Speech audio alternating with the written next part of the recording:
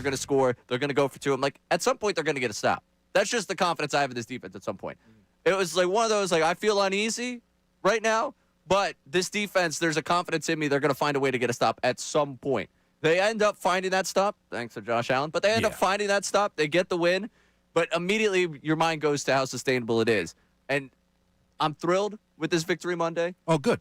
Absolutely thrilled. You should be. I felt actually a lot better after that game than I think most people do. I know you're riding high today. You told me you were going to be insufferable today if they won this game over the Bills. Do you still feel that insufferability that you thought you were going to have? If going into it, I would have been at about a 10 in my mind. Right. I'm at about a 7.5. 7.5. Yeah, I'm at a 7.5. You could probably you're going to be able to take me for 4 hours. Let's just okay. Yeah. Now, if they went up there and ended up winning 24-7 and had 2 productive halves on offense, yeah, you would not want to be in the same studio with right. me. It would be a little over the top for you. But where I'm at right now, I'm thrilled. I'm thrilled, Ray. And look, I'm happy that you started off by talking about the defense. We got 4 hours. Don't you worry. They balled out, and they have been balling out.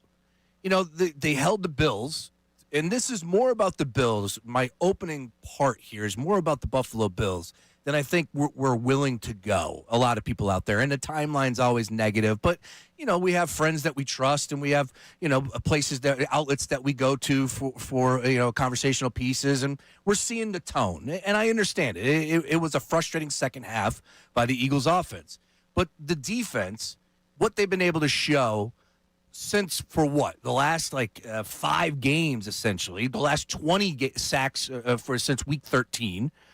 Leading the NFL, giving up less than 15 points a game over the last 8 games. You know, this defense has been consistent, right? Mm-hmm. The Bills have been exactly that on the AFC side. This is one of the best teams year in, year out. Ray, do you know what the Buffalo Bills record is in the month of December at home since 2022? Let's go with the 10-0. 12-0. All right. They don't lose, including thank you. Including, I believe, the 2 games already this season at home. They are 15-1 altogether in the month of December. They only lost since 2022 up until yesterday to the LA Rams on the road last year, which was 42. Yeah, that was an incredible game. Incredible game. But this is the type of team. They're built for what took place yesterday. And the Eagles, led by that defense in a kick-ass first half on offense, went into Buffalo and beat the Bills in their own building. And it's an impressive win, given all the factors. Correct. If we were a national show today, it'd be look at how the Eagles won on the road in Buffalo. As the local show here, we're picking apart every little thing that happened in this game. Because there is... I want to find the so much good from Sirianni. So much good offensively from the first half. So much good. There you go. Thank you, Nick. In the second half, in the entire game, really defensively, they made plays that a team that wins football games will continue to do. You think about the blocked PAT, that ends up being, welcome back, Jalen Carter. Yep, ends up being huge. And for him, a couple of big plays from him. Ojomo had some big plays defensively. You saw, I think. Part of the failures of both offenses, the weather, part of the failures of that Bills offense, I think, is just what Fangio did to them. I'm again at the point, I made the joke earlier this year, which is not really a joke at this point. It's kind of serious. At some point, we got to start drafting up the Fangio statue. I'm all for it at this point. The dude is great.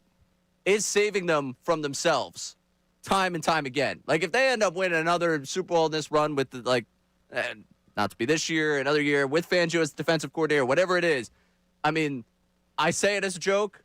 It's not really a joke. Maybe he gets the Allen Iverson down at Camden. The small one? Yeah. They'll get Fangio one of those. They'll get a walk down there. Joel Embiid's going to get one there, too, as well. Exactly. So, don't worry. We'll get to it. I know you got some energy saved up for that. I know you're ready to go. No. But looking at this game specifically, the defense has shown you time and time again it is Super Bowl caliber. This is a championship caliber defense. Mm-hmm. And they are put in the worst binds by this offense, and they continue to come out on top.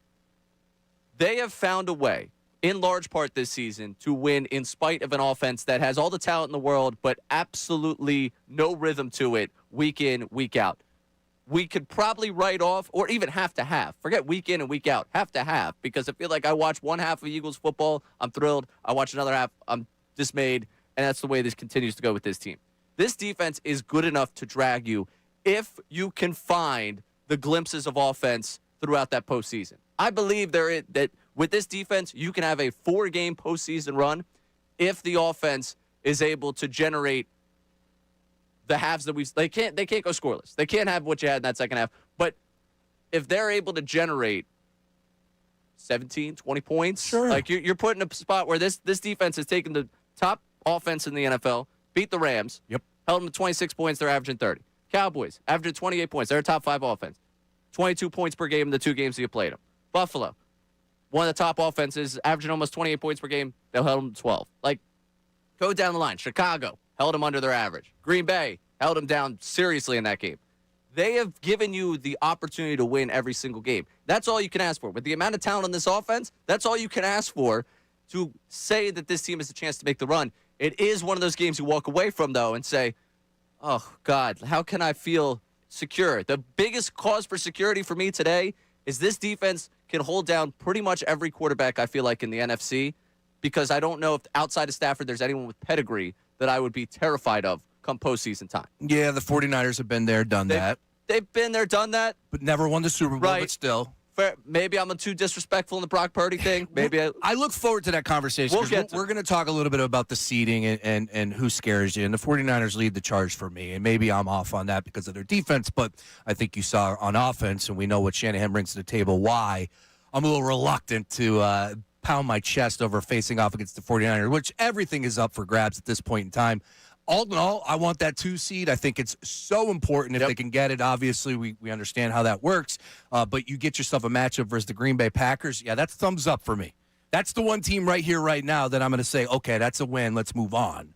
Whether that's, egg on my face for future, we'll see how that works out. But all in all, that's something that will be discussed all week. What are they going to do with the starters, so on and so forth. But there is plenty to play for due to the fact that they went on the road and beat a team that does not lose in those spots. And, oh, by the way, had an opportunity only being down 13 total points to win that football game. You saw how many times this team has come back double digits and won. Like, you cannot. That's their game. They've been the best second-half team in football this year, I believe. And that's the issue with this offense is, amongst many things. You get to that fourth quarter, it's still just 13-0. You have let them hang around too long. Remember the Super Bowl, the dagger, even though it was 27-0. The dagger, where was it? There, you don't need the dagger to put yourself up 30 with this defense. You need the dagger to put yourself up 3 scores with this defense. You go up 3 scores at any point, we feel a lot better. Yeah, and unfortunately, there were some things that went against them. The conservative play calling was frustrating in that second half, no doubt. I want to give a little credit to the defense. I think that they said, all right, here's the deal. We're going to stack the box. Saquon's not going to beat us. Jalen, you're going to have to in those conditions. But this is where we're going to, go at it and say you need more from Tulo, you need more from Sirianni. And they failed in that moment. And they failed big time in the second half. And it's not on the players because the players went out there and executed in that first half and were able to move the football and tallied up 12 points or 13 points, excuse me. Now, here they are in the second half, and nothing has happened. They got 1 first down, 17 total points. I'm sorry, that's not on the players. I realize the offensive line is struggling. Cam Jurgens, how is he in the Pro Bowl? No idea. I'm going to give him a little bit of benefit of doubt with the injury.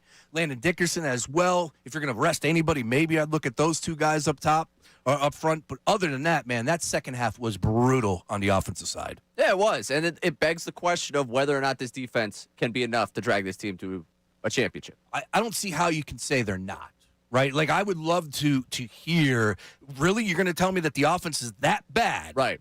That this defense, no matter what, look, we all remember the Ravens with Trent Dilfer. That's really drastic. Jalen Hurts is not Trent Dilfer. Yes. Okay? And we remember Peyton Manning at the end of his career with the Denver Broncos and Von Miller leading the charge for their defense, and they were able to get the job done. It's somewhat in that tier with the Broncos.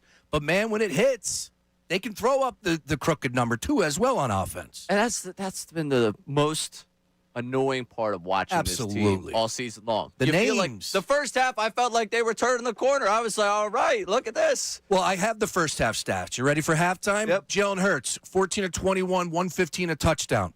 Saquon Barkley, 11 carries, 51 yards. Eagles defense, 3 sacks. I mean, that right there, now if you go ahead and extrapolate the data, let me put my math hat on Oh, here. look at you. And you go times 2 and give me another one of those, 14 and 21 for 115. That's 230, Ray. That's a career high for Jalen Hurts. But no, I will say this. If you were able to get Saquon Barkley to a $102 on 22 carries, that's a winning formula. Right. They get him over 100 yards. I think it was Jeff Saturday that said it on Get Up this last week. It was like, they get him to 100 yards, there you go. There's your win. There's your W. Especially with that defense. Yeah, you sign yourself up for that every time. And that's the issue. Well, I want to get to the second half because coming up, we're going to play Nick Sirianni talking about whether that play call he was too conservative in that second half. He doesn't believe so. Wow. All right. We'll get that for you. Hurts said something that runs to the counter, and we'll get you to that because coming up, I want to talk about where the blame goes for this offense sputtering in that second half. But I want to ask you the question at 610-632-0975. Can this defense be the thing that drags you to a title? And drag is the word I'm going to use. If it had been reversed, where the first half was the way it was offensively, and the second half they scored 13 points, beat the Bills, maybe we wouldn't use the word drag. Drag? Not lead the way? Not drag. carry? Drag. It feels like drag right now. That's strong. You don't complete a pass in the second half. That's strong. It's drag today. All right? I want to ask that question at 610-632-0975. We'll get to that coming up, as well as where does the blame go for this offense sputter? We'll get you Sirianni and Hurts after the game. Alongside Sean Brace, I'm Ray Dunn in for Johnny Marks. Middays with Marks, 97.5, The Fanatic.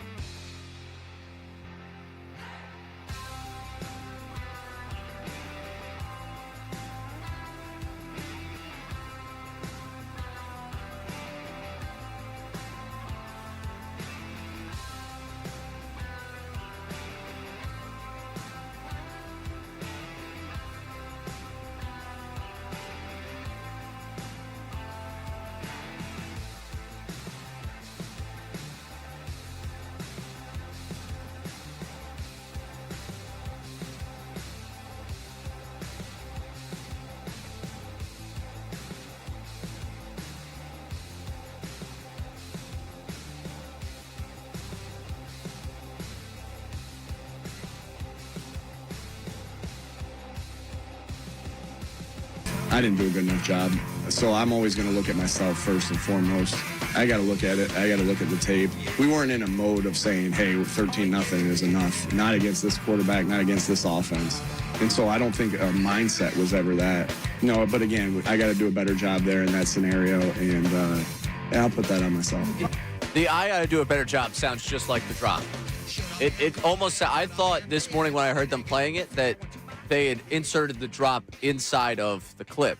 He nails an impression of himself. Very good by Nick Sirianni there. Oh, yeah, from start to finish, including walking through the tunnel. I mean, he just nailed it. Nailed it. This guy is just living up to the legend that he's created for himself. That's for sure. That he has. He's the personality that he's always been. Now, to that soundbite, I'm not going to. I try not to be, and especially coming on this show every Monday with John, back and forth. Like, I'm trying to stay consistent. Right. And I feel like Patullo and Sirianni have put together some really nice, intricacies on offense, some packages, some different wrinkles in these past few weeks, right? And I understand the opponent. It makes life a little easier as far as the offense, the way it's looked. But even if it didn't have success, I would still say, all right, they're trying something different. Right. There's no defending the second half. No. And here's the thing. None. Like I said, if we had seen the reverse game script, where they come from behind, they win in Buffalo. Even if they don't come from behind, win in Buffalo. They just keep pace with Buffalo and end up winning a close game where the second half offensively things go. You're sitting here like, all right, they tried some new things out. L.A., they lost. They played two terrible teams. They took care of those two terrible teams, looked good offensively, and they showed signs of life and an ability to adjust to a good opponent. The issue is it's the inverse, where they put together the game plan, you score, and then at halftime, once again, offense disappears. Offense never comes back out of the locker room. And they get conservative. Yep. Which, if he doesn't believe that they were being conservative, that would mean that they are just entirely inept at putting together a plan for the second half. That they have absolutely no ability to adjust and deal with the defense that's thrown in front of them. Because this isn't the first second half this happened. This isn't the second half, not the third. I mean, I feel like I'm LeBron sitting up here saying, not one, not two. But that's the number of second halves we've sat here this year and talked about. Wow, they just didn't have anything. And like I said, trying to stay a little bit consistent, but it is so frustrating because of the names that are on offense. The Saquon Barkleys, of course, A.J. Brown, who went over 1,000 yards again. Dallas Goedert, who's having a great time. I get it, plays were limited. I think they only ran 51 total plays on offense, something like that on that low number, so you're not going to be able to really get deep into your bag, but you need to be creative in that second half. You know why plays were limited? You ran 17 of them in the second half for 17 yards. Yeah. And it's just it's almost like impossible to imagine that you don't complete a pass in the second half, yet this has happened 2 times now this season. It's happened 2 times? It's insane.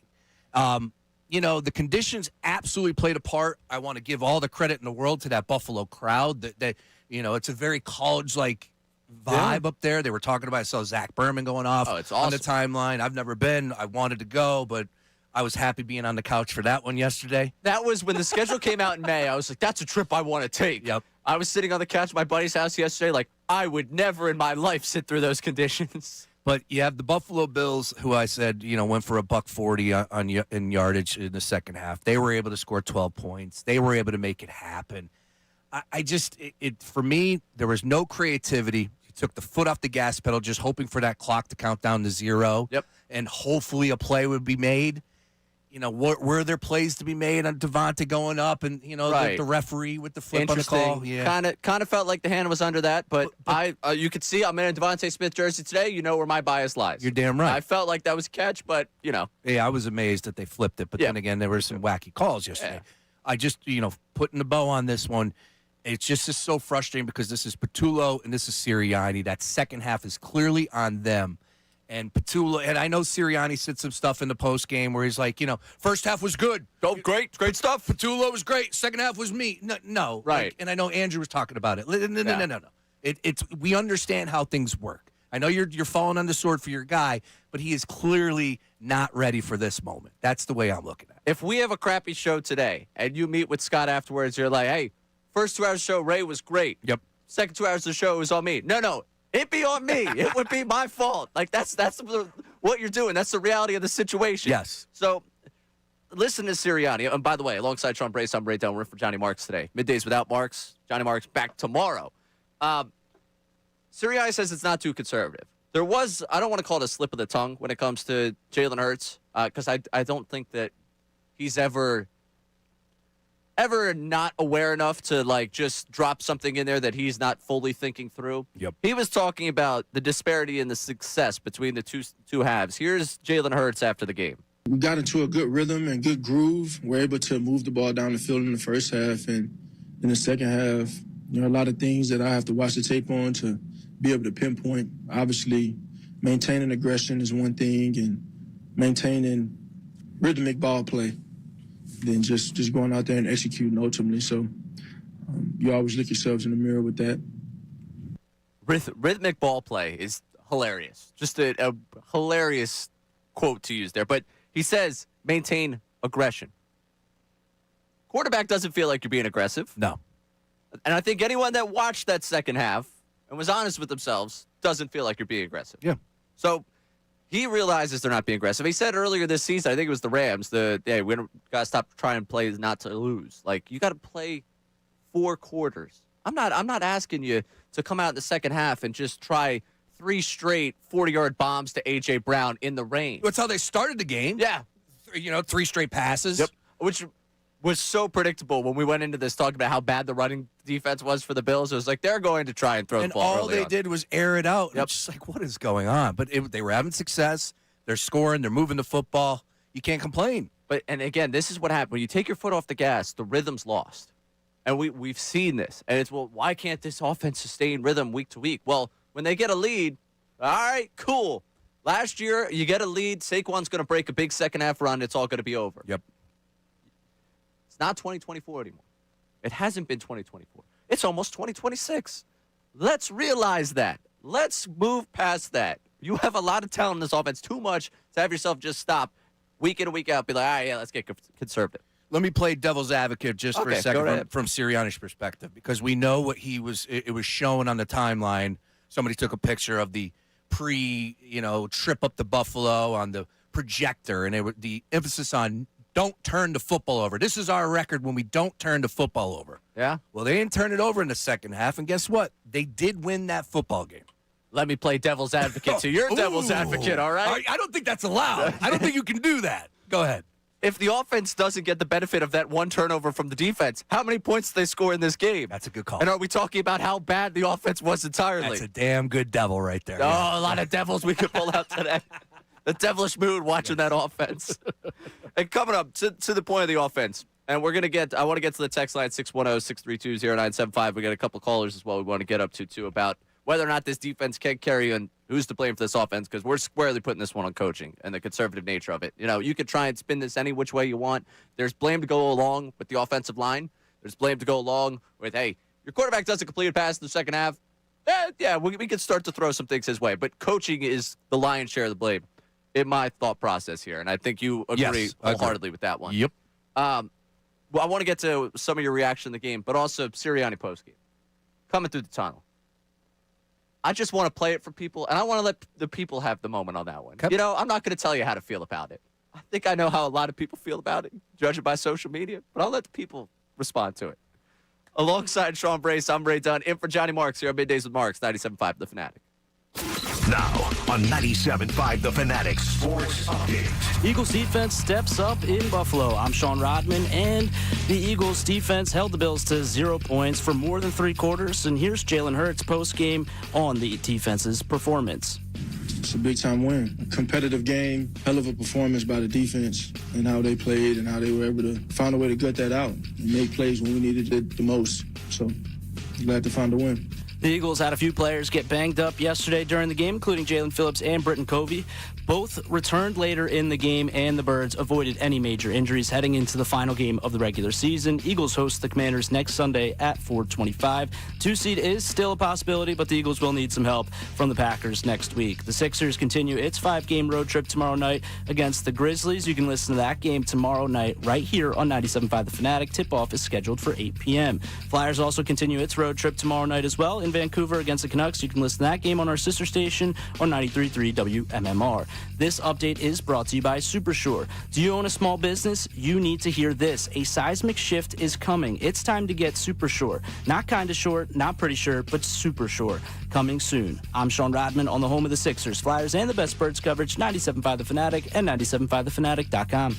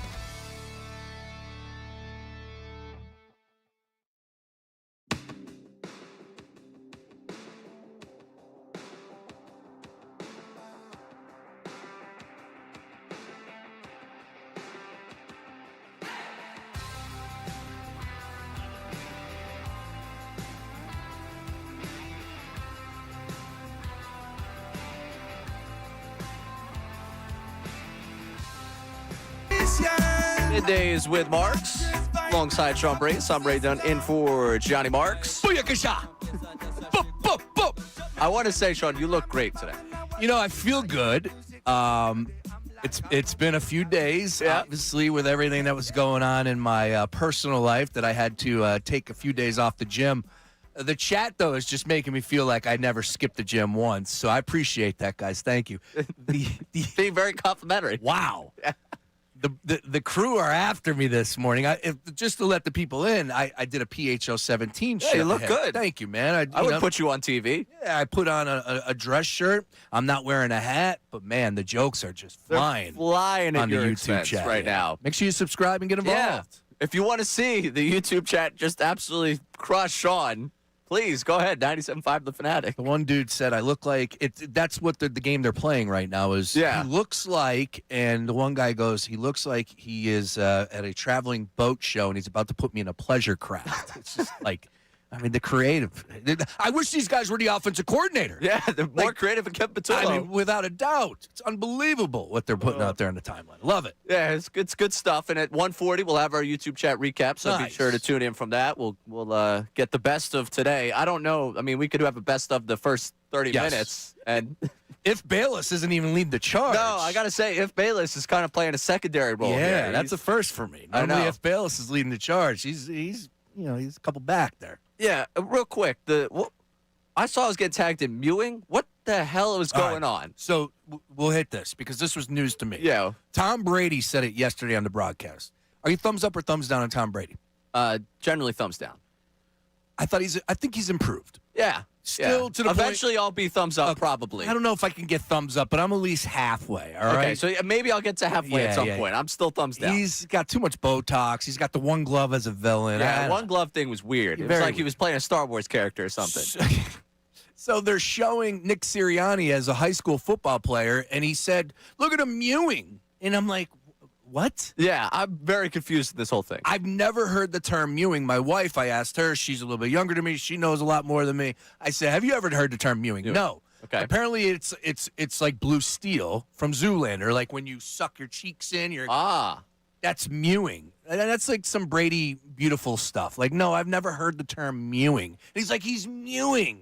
So Brady probably saw his combine picture one too many times, and ever since then has been mewing. That's probably it. But I had not heard of it, and I saw it. I think it was you and F. Bayless going back and forth on Twitter. I got to it last night. I'm probably a little late after a couple, and I was like, I'm mewing. I was like, you know what? I'm going to save that one for the show tomorrow. All the boys here, nobody has ever heard the term. There's about 6 or 7 people behind the scenes. Nobody's heard the term mewing. So maybe it's not new to people out there, but me, Zoolander is what I would go with. You know, like when you the fish, the duck face, the duck lips. Yeah, trying to that deal. Yeah, I don't know. Mewing. I feel like with the beard, mewing loses all of its like you can't really tell. That's why I rock the beard. Yeah, exactly. No, it gives you a defined chin. That's why I have the beard. Yeah, I got the beard. That's exactly why I have the beard. All right, keep it with the Eagles offense. We're going to get to Sirianni after the game in a second. All right, let's go out to a place I know pretty well, Northern Liberties, to talk with Joe. Joe, you're on 97.5 The Fanatic. Joe. Going once, going twice, and I'll catch you at Urban Village at some point, Joe. Northern Libs. Yeah, unfortunately, I was really excited to go out to, where I'm living now. I was Area like, on the rise. Like, hey, we got a caller from my neighborhood. No Libs. Is that what they call it? Is that the No Libs, yeah. No Libs there. Yeah, 610-632-0975. And we'll get back to the offensive discussion. But there was the moment after the game, the tunnel, that I saw social media was abuzz. But John Clark gets the video of Nick Sirianni coming off the field. A.J. Brown standing right there with him. Sirianni fired up for the win in Buffalo. Take a listen to how it sounded. Not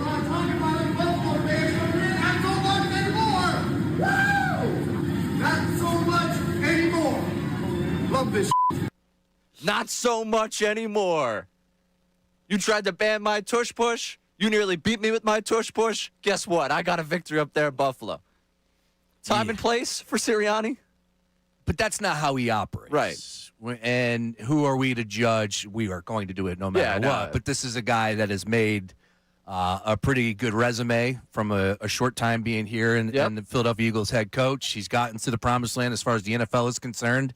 as a wide receiver at Mount Union, something that doesn't happen often. So, these are the things that make these guys tick, right? And I respect that to a point, but read the room. Yeah. And I think all you needed to do, and if you didn't see the video, do yourself a favor and check it out. I'm pretty sure the Fanatic will tweet it out or from the show, Middays with Marks. But bottom line is A.J. Brown was next. And you could see that A.J. Brown was not feeling the words or the tone or the vibe that Nick Sirianni was putting out. And, oh, by the way, Ray, neither was Saquon Barkley post-game in the locker room. Right. I didn't get the vibe that Jalen Hurts. I think he was, excited about a win. Yeah. Because it was a difficult place to go in and find a way to win. Most teams don't do that at Buffalo. But a majority of the players on the offense were not feeling Nick Sirianni's vibe. Let's put it that way. Mailata was like the only one that was feeling his vibe. Of course. Yeah. He's probably the one that brought the bunny in, too, as well. No, we found A.J. Dillon was the one. A.J. Dillon, Yes. of all people, brought the bunny in. Inactive on game day, but apparently very active behind the scenes with the vibe. Good grief. I think I heard that, too, as well. But, yes, all right. All in all, I think there's a time and place. Read the room. That's not how Sirianni operates. We know that this guy flies up the seat of his pants. He's yelling at Eagles fans one game, the Kansas City Chiefs game in 23, I want to say, out there in KC. And, of course, the one that sticks out to me the most is when he's on the Super Bowl sideline and Jalen Hurts really had to tell him, calm down, like in the middle of the game. Yeah. Like, we know that this guy is wired differently. So, and the reason I play this is because I know at 2 o'clock there will be no criticism of that clip. So I want to make sure that we at least get it in now. Because Why is that? Just, the Sirianni family protects the Sirianni family. I want to make sure. I'm going to give Sirianni a compliment here. And it might not sound like one. Okay. But I'm going to give him a compliment in the sense of he realizes, I feel like, that this is going to be another week we talk about the offense. And he realizes he's walking into a probably miserable locker room. I think he has to realize on his sideline there's a lot of unhappy offensive players when the second half goes like that. It's almost a good thing for him, specifically, his team, if he keeps preaching positivity and, hey, we won the game when everyone else is miserable, instead of feeding into the, wow, what a disaster that second half was. Like, him continuing to preach the enjoy the win, man, is probably good for that group of guys because it does seem like a group of guys that want to play the standard and want to, AJ's not happy next to him.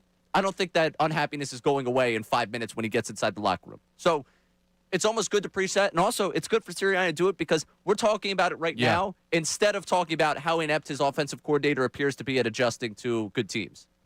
Yeah, you're spot on with that because that's a reason why he was hired in the first place. Yeah, right? vibesman. And especially in this city, I think you need a little bit of that, right? You need somebody to have some positive juice. All in all, it only matters wins and losses in the grand scheme of things, but you got to have somebody that's positive, that's able to bring it 365 because it can get tough, especially, when things aren't going well. But this was a win, and all in all, he going up to Buffalo, and everybody continues to move the goalposts like, all right, yeah, you beat the Commanders, but they're the Commanders. All right, you beat the Raiders, but they're the Raiders. Now you go to Buffalo, it's like, let's see what you do. And they come away with the victory, whether it's 1 point, they won 2-0, whatever it was, as he pointed out in the press conference. So you're going to get Nick Sirianni beating his chest. It was awkward in the tunnel. However, when he went inside the locker room, it felt like everybody was vibing there. When he was announcing the game balls and keeping it going. Kind of his job. Like that, again, that's why I'm trying to give him a compliment, even though it's like, hey, man, you seem to lack total self-awareness in this moment of how everyone's perceiving it. Maybe that's just the personality they need. Now, maybe you did bring this up, and he lacks self-awareness, but he knows those cameras are on him. Yeah. So maybe he wanted the third segment of this program to be this today. Maybe. And not, wow, Kevin Patullo. We're going to get back to Kevin Patullo, get back to that offense coming up. There's going to be a lot of that. I do see Dr. Matt Elf is waiting. Greg in Bethlehem. I had a Matt Elf over the holiday. I was thinking of Greg from Bethlehem. I want to get his take on Sirianni coming up. I have not had a Mad Elf in my life, believe it or not. Really? I'm a pumpkin guy. I'm especially beer. I've not had a Mad Elf. I went to buy them, and I didn't get it for some odd reason. Neither have I. Never Good had 11%er to push a bet on Christmas Eve. Yeah, that will get the job done. All right. Coming up, we'll get to the text line, 610-632-0975. Can this defense be a thing that drags this team to a title? Drags is the word we're using today. Alongside Sean Brace, I'm Ray Dunn. This is Middays with Marks, 97.5.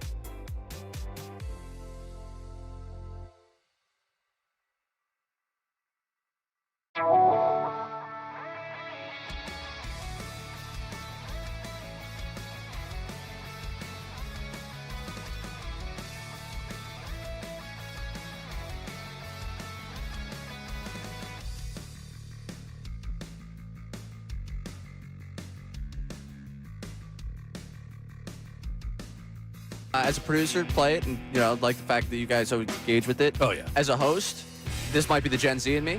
I'm not patient enough. I can't wait. Well, as a former program director, that's music to my ears. Yeah. And I'm sure Scott's ears as well. Yes, you got to get to it. Go. I hear it start, and I think I said the same thing. Maybe I was working with Harry. I don't know who I was working with when this played, and I was like, it just bothers me. Maybe it was Mike Gill. I was like, I can't wait. I just sit here like, whoa. I know they've got me on YouTube, and I'm just like, I want to get going. I want to get back on it. You can step on it. I feel bad stepping on it, That's though. all right. We've heard that track a few times. Yeah, I know. But 2026, new music in the rotator. Yeah. We'll have selective choices by there day. It is. Yeah. Give it a page. The rotator's so nice. Yeah, I bet. So nice. That's it. One less thing you got to worry about. That's exactly it. That's exactly what it is. It's honestly what killed the rotator was the fact that we didn't take Thank God It's Friday out of there, and Thank God It's Friday would play on like a Tuesday, and that's like, all right, Yeah. maybe we need to pay a little bit more Pay attention. a to that little one. more attention. Yeah, that's on me. That's on me. I'll wear that one. Hey, Donovan chest pad. That's Gotta it. be better. That's gotta it. be better. Number 5 will always love you, baby. Alongside Sean Braze, I'm Ray Dunn, hanging out with you on Middays with Marks. After the Eagles win over the Bills. Statement win over the Bills? Man, I just feel like we're not. Okay, thank you. Yeah. Thank you. It has to be a statement. You beat a team that I think a lot of people are going to go into the playoffs with. That's the team that's going to win the AFC because they've been the team that's been there. They played in the postseason. A lot of these teams, like, hey, Bo Nix has played in a postseason game, but what do you know about what that Broncos team is going to be? Drake May has had an MVP season. Wow, was he on fire? Oh, yesterday? yeah, that was incredible to watch. Jets. I Right. get it. Well, that's Still.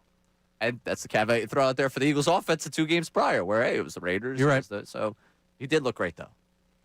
We're sitting here doing pregame. I'm like, oh, my God. He's got no again. shot at winning the MVP according to the odds, but it's like, man, he throws up a number like that. Who is the favorite right now? I haven't Stafford. looked. Oh, yeah, that makes sense. Minus 200. But if Stafford ends up the 6th seed and May ends up the number 1 seed in the AFC. It doesn't seem like that's going to happen. Also, Coach of the Year is interesting, too, from Vrabel's perspective with what he's been able to do in New England. But come on, man, Shanahan with the 49ers and all the injuries that they've had. Look, he made Mac Jones look pretty competent out there. I don't know. I think dethroning the Bills in that division has to count for something for Vrabel. Yeah. I don't know, though. The Niners are in probably the best division in football. If they get the number 1 seed, how could you not vote him for Coach of the Year? Dan Orlovsky said it this morning on Get Up that he would be shocked if the NFC is not represented by a team from the West. Wow. He would be shocked. Are you in that boat? And oh, by the way, I'm selling boats here. Right? Yes, I found out that you're now selling boats. I mean, yeah, at this point. Yeah, you're out on the Eagles that much to say that, you know what, you would be shocked if the Eagles were able to represent the NFC. Here's the issue I keep coming down to. Every time I start talking about an NFC West team, I'm like, ooh, don't like that about the matchup. The thing I don't like about the matchup with the Seahawks is that defense is so good. Really good. That, the Eagles' offense being competent for a half, they didn't score a point against the Bills. Do I think Sam Darnold could put up 17 points against the Eagles? That could be enough because that defense is that good and the Eagles' offense is that poorly run? Yep. Yeah. And that game will be out there most likely. And if it's out in Seattle, forget it. There's a state law out there in Washington. The Eagles cannot win in Seattle. It's fact. It's true. They enacted it. They haven't been able to get past it. They don't win in Seattle.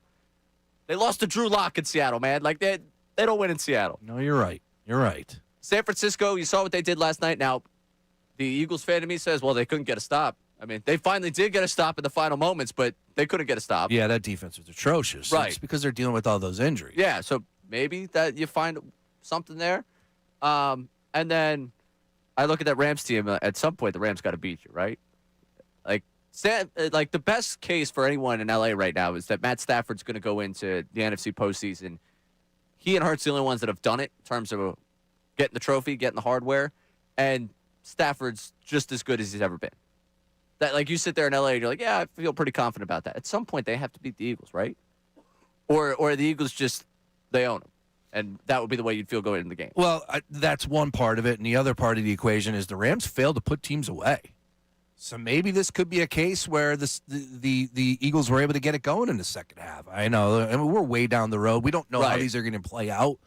I brought this up earlier today. Remember last year, and you would probably know better than most, but people forget that the Eagles weren't the overall one last year. Yeah.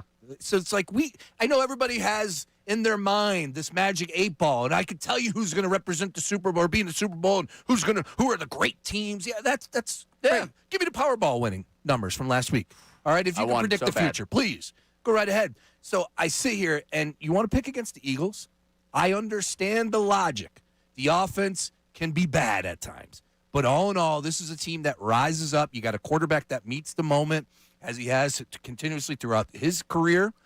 You have great names on offense. So if you're going to bank on your logic being defined off of the offensive struggles in the playoffs, and I get it, Seattle's defense is tough to argue against, but I'll still take the Eagles over the Niners. I'll still take the Eagles over the Rams, the Packers. The Bears are going to be tough to beat them again, or to beat them for the first time. Bears lumped them up pretty good. Yeah. And they got a pretty good offensive scheme, too, as well, with Ben Johnson. Which is why coming up, we'll get into the 2-seed conversation, because I have a feeling that that's a long Tuesday show we're going to have tomorrow. Sure. 4 hours on starting, sitting, because I know we're going to probably hear from Dan Campbell today out there in Detroit, find out the way they're going. Sirianni, hear from him, figure out, 24 hours later, all right, how do you feel now about everything? But coming up, we'll get to that next. I do want to get to our good buddy Greg at Bethlehem on Nick Sirianni. Greg, you're on 97.5 The Fanatic. Morning, guys. I have a personal feeling that mewing, I view that as a derogatory description, and I think Sirianni and Patullo and the offense have been mewing all season. Yeah. Just trying to look better than they actually look. Well, I like that connection. Well, it's just, I didn't like the hiring of Patullo, but I said, okay, give him a couple of weeks and he'll figure it out. Well, he's got a steep learning curve, and I don't think he's off of the start. He doesn't seem to learn from things that have worked in the past. You keep running Barkley into a stacked box up the middle, going nowhere, going 3 and out. I don't know. No screens, no swinging it on the outside. Second half was just a complete white flag. It really was. Yeah, and we've seen it before. Well, no misdirection. If you're going to run Barkley on a stretch play, you ought to have some misdirection to the other side. Mm-hmm. It seems like the defense knows what we're doing, and I'm not sure that we're not. Because last year we had an issue with defensive guys calling out plays ahead of time because they saw the formations.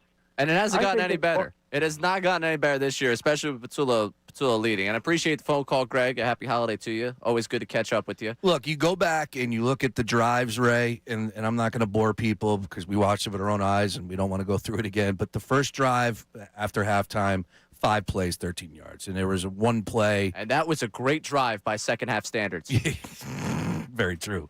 And then they go 3 and out for the next 4 drives. Like, how difficult is that? And there was just no creativity. Running into the stack box, like from my point of view from the couch, I was saying, yeah, they're forcing Saquon or forcing Jalen Hurts to throw the football in those conditions. And going into the game, we talked about how the defense struggled for the Bills up against the run, but they were able to simplify things, make them one-dimensional, and it proved to be really difficult for the Eagles' offense to get going in that second half. But there was just nothing different about it. And I know that they were their own worst enemy from the play calling in that first drive. They ended up getting backed up. And then the second drive, I think, was the punt. If I'm not mistaken, they got pinned deep in their own territory. And it just continued to snowball from there. Yep. But there's just no creativity. And it's like you look around the league and you look at these offensive play callers. Like last night, that 49ers and the Bears game. I was sitting, I was out at my buddy's place, and one of the guys sitting on the couch is like, is this the same sport? Correct. Like, what do we watch at 4:25, and what do we watch right now on Sunday Night Football? It's like, yeah, you couldn't describe it any differently. I got a good text from an old Fanatic colleague, I guess, last night about football, and I'll get to that coming up in the 11 o'clock hour because it was really good about the general NFL versus the Eagles and how you feel about it. So we'll get to that coming up. I want to get into this 2-seed conversation, whether or not they should do it. We got a couple of callers online as well, and John wants to get into something that I wanted to get into at some point because they keep winning we're going to have very uncomfortable conversations about continuity in that coaching staff and where they're going to be. So we'll get to that coming up later in the show, too. But the 2-seed conversation, should they rest starters? Should they go after the 2-seed? We'll jump into that coming up as we start the 11 o'clock hour alongside Sean Brace. I'm Ray Dunn. Take you through Middays with Marks right here on 97.5 The Fanatic. Now on 97.5 The Fanatic Sports Update. The Eagles squeak out the win. I'm Sean Rodman, and the Eagles offense only had one first down in the second half, as well as being held scoreless for the fourth time in a half this season. Post-game, Nick Sirianni took responsibility for the second half offense. I put it on myself. I got to help with some things that I know we want to get called. You know, Kevin did a good job in that first half, but I got to help in that second half a little bit, getting some things that we want to get called there. You know, in execution, it's everything. The Eagles had a few players get banged up yesterday, including Jalen Phillips and Britton Covey. Both returned in the game, and the Birds avoided any major injury heading into the final game of the regular season. The Eagles host the Commanders next Sunday at 4:25. 2-seed is still a possibility. We'll talk about that next, but the Eagles will need some help from the Lions next week. The Sixers continue its 5-game road trip tomorrow night against the Grizzlies. You can listen to the game right here on 97.5. The Fanatic tip-off is scheduled for 8 p.m. And the Flyers also continue its road trip tomorrow night in Vancouver against the Canucks. You can listen to that game on our sister station, 93.3 WMMR. This update is brought to you by Sesame Workshop, the nonprofit behind Sesame Street. Sesame Street helped raise all of us. Now it's our turn. Donate this holiday season at sesame.org because the world needs Sesame and Sesame needs you. I'm Sean Rodman on the home of the Sixers, Flyers, and the best Birds coverage, 97.5 The Fanatic and 97.5thefanatic.com.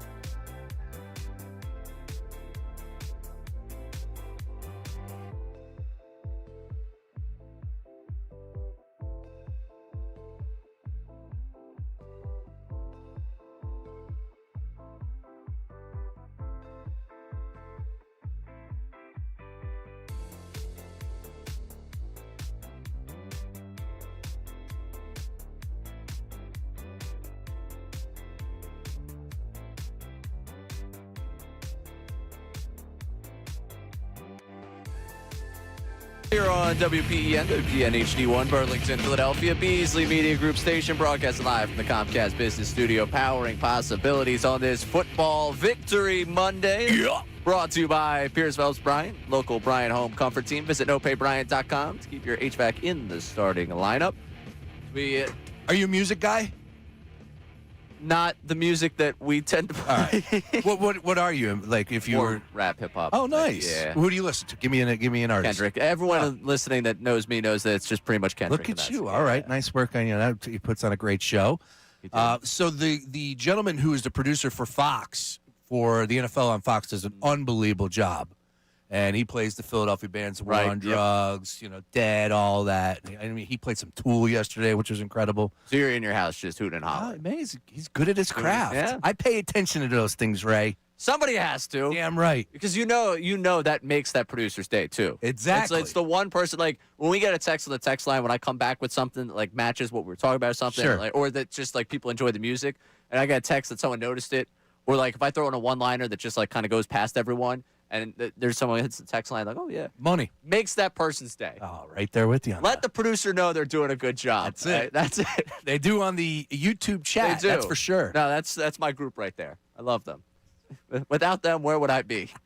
I love it. All right, get to the 2C conversation here because Sirianni was asked after the game, if this is it, what do you think of your team? And really, I don't need the full 2 minutes of him going into a diatribe about his group. I just want to focus on what he said about them playing in Week 18. Take a listen. Yeah, you got to feel pretty good, right? 3-game winning streak. In this league, 3-game winning streaks are hard. Winning 11 games is hard. Winning the division is hard. And so you feel really good about some of the things, but there's also an opportunity to self-scout yourself and do some different things there. We'll see. We'll see what we do this upcoming week. I think there's still an opportunity for us to get the 2 seed. But I thought it was really important that we played in this particular game. Fortunately, we got through this. I think I haven't talked to the doctors yet, but fortunately we got through this with some, I know there'll be some bumps and bruises, but we got through what we needed to get through. And so much like the game itself, in the first half he had me there when he says, we still got a chance for the 2 seed. And then he backtracks with, I think it was important we played this game. And I think we got through here with health, which both statements tend to make me think he's really weighing the idea of just, let's lay down and let us be the 3 seed and see how the chips fall. Which I don't think would be the right. No, I'm not in on that. I want them to play. Yeah. Until we find out, like if Dan Campbell comes in today and we find out that like there are 3 Lions that are hurt and like, oh yeah, we're not going to play the rest of the way and it looks like the Bears are going to coast. But I think you go into that game wanting to win that football game with your starters out there. You hope you get the lead. Maybe then yank the guys sometime in the third quarter. They're not playing the second half anyways. I mean, might as well. Hey, now. Well, first of all, the Bears are 2.5-point favorites, so that's kind of telling, right? That over the Lions, I think they're giving the Lions a shot. If you were going to play this game, that's a Lions line, if I may. That's there. Right. That's also at 4:25 on Sunday. The kickoff identical to the Eagles. There is something to be said, Ray. This is a cliche, but it's the reality. You want to be playing your best football at the end of the season. You take 4-game win streak into the playoffs, I think that means something for the mentality of the team inside the locker room. Of course, everything helps at this point in time, right? Not to say that they're going to lose that game if they don't play their starters, but I think if you take your foot off the gas pedal, anything is possible. It would be nice to end the season on a 4-game winning streak, beat the 4 teams that everybody was like, all right, show me, let's see if they can get this going, do that, and then you get a home playoff game. You get the home playoff game, and to me, it's really about, this is crazy, given the way some people feel today following the win, the second playoff game for me. That one to be a home game and to, let... Correct. Because you go down the path of the way this works. And as much as we've talked about how good the West is, how good the Niners looked last night, the Seahawks, how good they've been, how good the Rams have been, we saw what happened a year ago. The Lions at the end of the season, even though they were dealing with injury, a lot of people, if you go to Detroit, play them in that dome, that offense could be dangerous. Well, we didn't have to live that reality. Yep. Is there a world where, hey, the Seahawks end up the number 1 seed and they end up being knocked off and, could you see the world Sam Darnold turns into a pumpkin again and it's like, all right, well, number 1 seed's gone again. Everything goes through Philadelphia. 49ers, they're not that healthy. They end up getting knocked off by fill-in-the-blank team you want to put out there. Screw it, maybe the Rams. I don't know. Whoever it ends up being. Sure. you have to play for the 2 seed to me because there's a chance that you are one slip up away from teams that I don't trust from having the playoffs go through Philadelphia again. Now, I know everybody loves them some Malik Willis right now. Yes, I know. Oh, trust me, I'm getting texts. Oh, they're so much better without Jordan Love. Oh, yeah. That's right. Malik Willis looks so good. Oh, yeah. Yeah, you are. You are the big Jordan Love guy. Yes. Oh, yeah. Well, I lost by 17. Yeah, Malik Willis can't finish he was a game. dicing him up. Yeah, he makes a couple of good throws. He's good. He's fine. He'll play for the Jets next year. You all remember why the Titans gave up on him. It's hysterical how carried away people get when we talk about these quarterbacks on the timeline. Right. I saw Malik Willis going to the Miami Dolphins next year. Oh, he's going to give himself a $20 million contract. Yes. And it's crazy, too. It's like with the Josh Allen and Jalen Hurts. You know, I see so many people just taking these clips and these headlines going, see if which there is reality. If I could just go off on this just 1 second. Yeah, of course. If the roles were reversed and Jalen Hurts missed that throw on 2-point conversion. Oh, yeah. I don't even have to do a show sheet today. We just had a full phone line. I just say, Jalen Hurts. Also, shut up. For the people that maybe haven't had an opportunity to rewatch the game or choose not to, go ahead on the 4th down stop, the goal line stop, which was just incredible by the defense. 5 sacks. Can't say enough about the Eagles' defense. However, that they drew up a play that Josh Allen failed to throw to Cook on the sideline. It was dialed up for him, and Josh Allen decided to play hero ball. Superman. What he was going for. That game is on his shoulders. No ifs, ands, buts about it. They lost that game because Josh Allen did not play to his ability. And we know that the throw, like that throw was, he makes the throw 99 out of 100 times? That was the one time. He was off on that throw. That throw was horrible. I get it. The rush was there. Right, and that's a guy that's felt the rush, and that goes back to the point of the opening of the show here with this defense.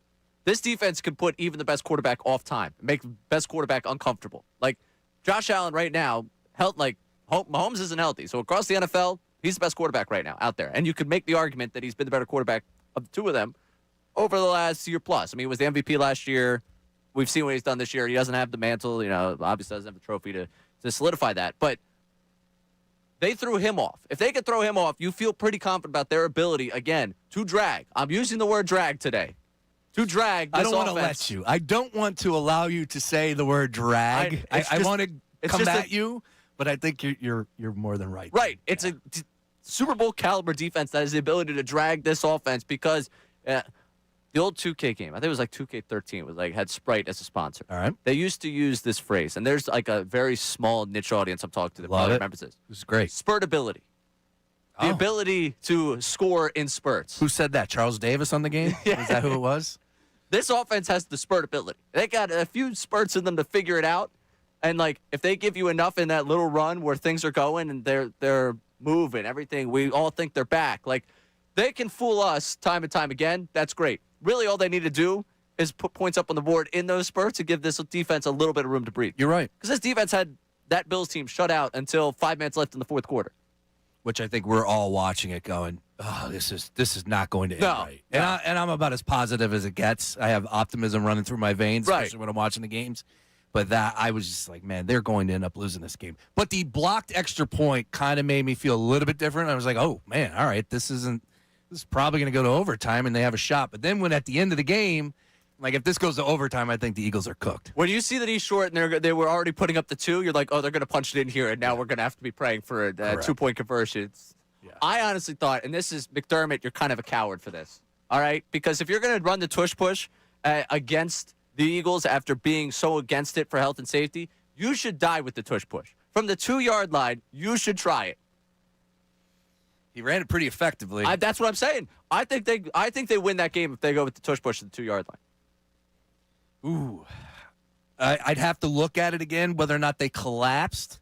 That's a good way. I don't remember. Or a variation off it, whatever you want to do. You line up in that formation, I think if they lined up in that formation, there's a chance I walk out of where I was and just say, you know what, game over. There's some big boys up front. Yeah, but he's a coward. He voted against it. He's using it. Yeah. I don't want to upset any LaSalle grads around here, all right? You know what? I really, look, I understood him wanting to go for 2, get the victory there, but I just think that was a bad coaching decision, right? And it doesn't have to be all in all where, like, it's all or nothing. Like, you look at what the Bears did the other week. They went to overtime. Johnson decided to go to overtime. He could have went for 2. Yeah. And what they do, they won the game in overtime.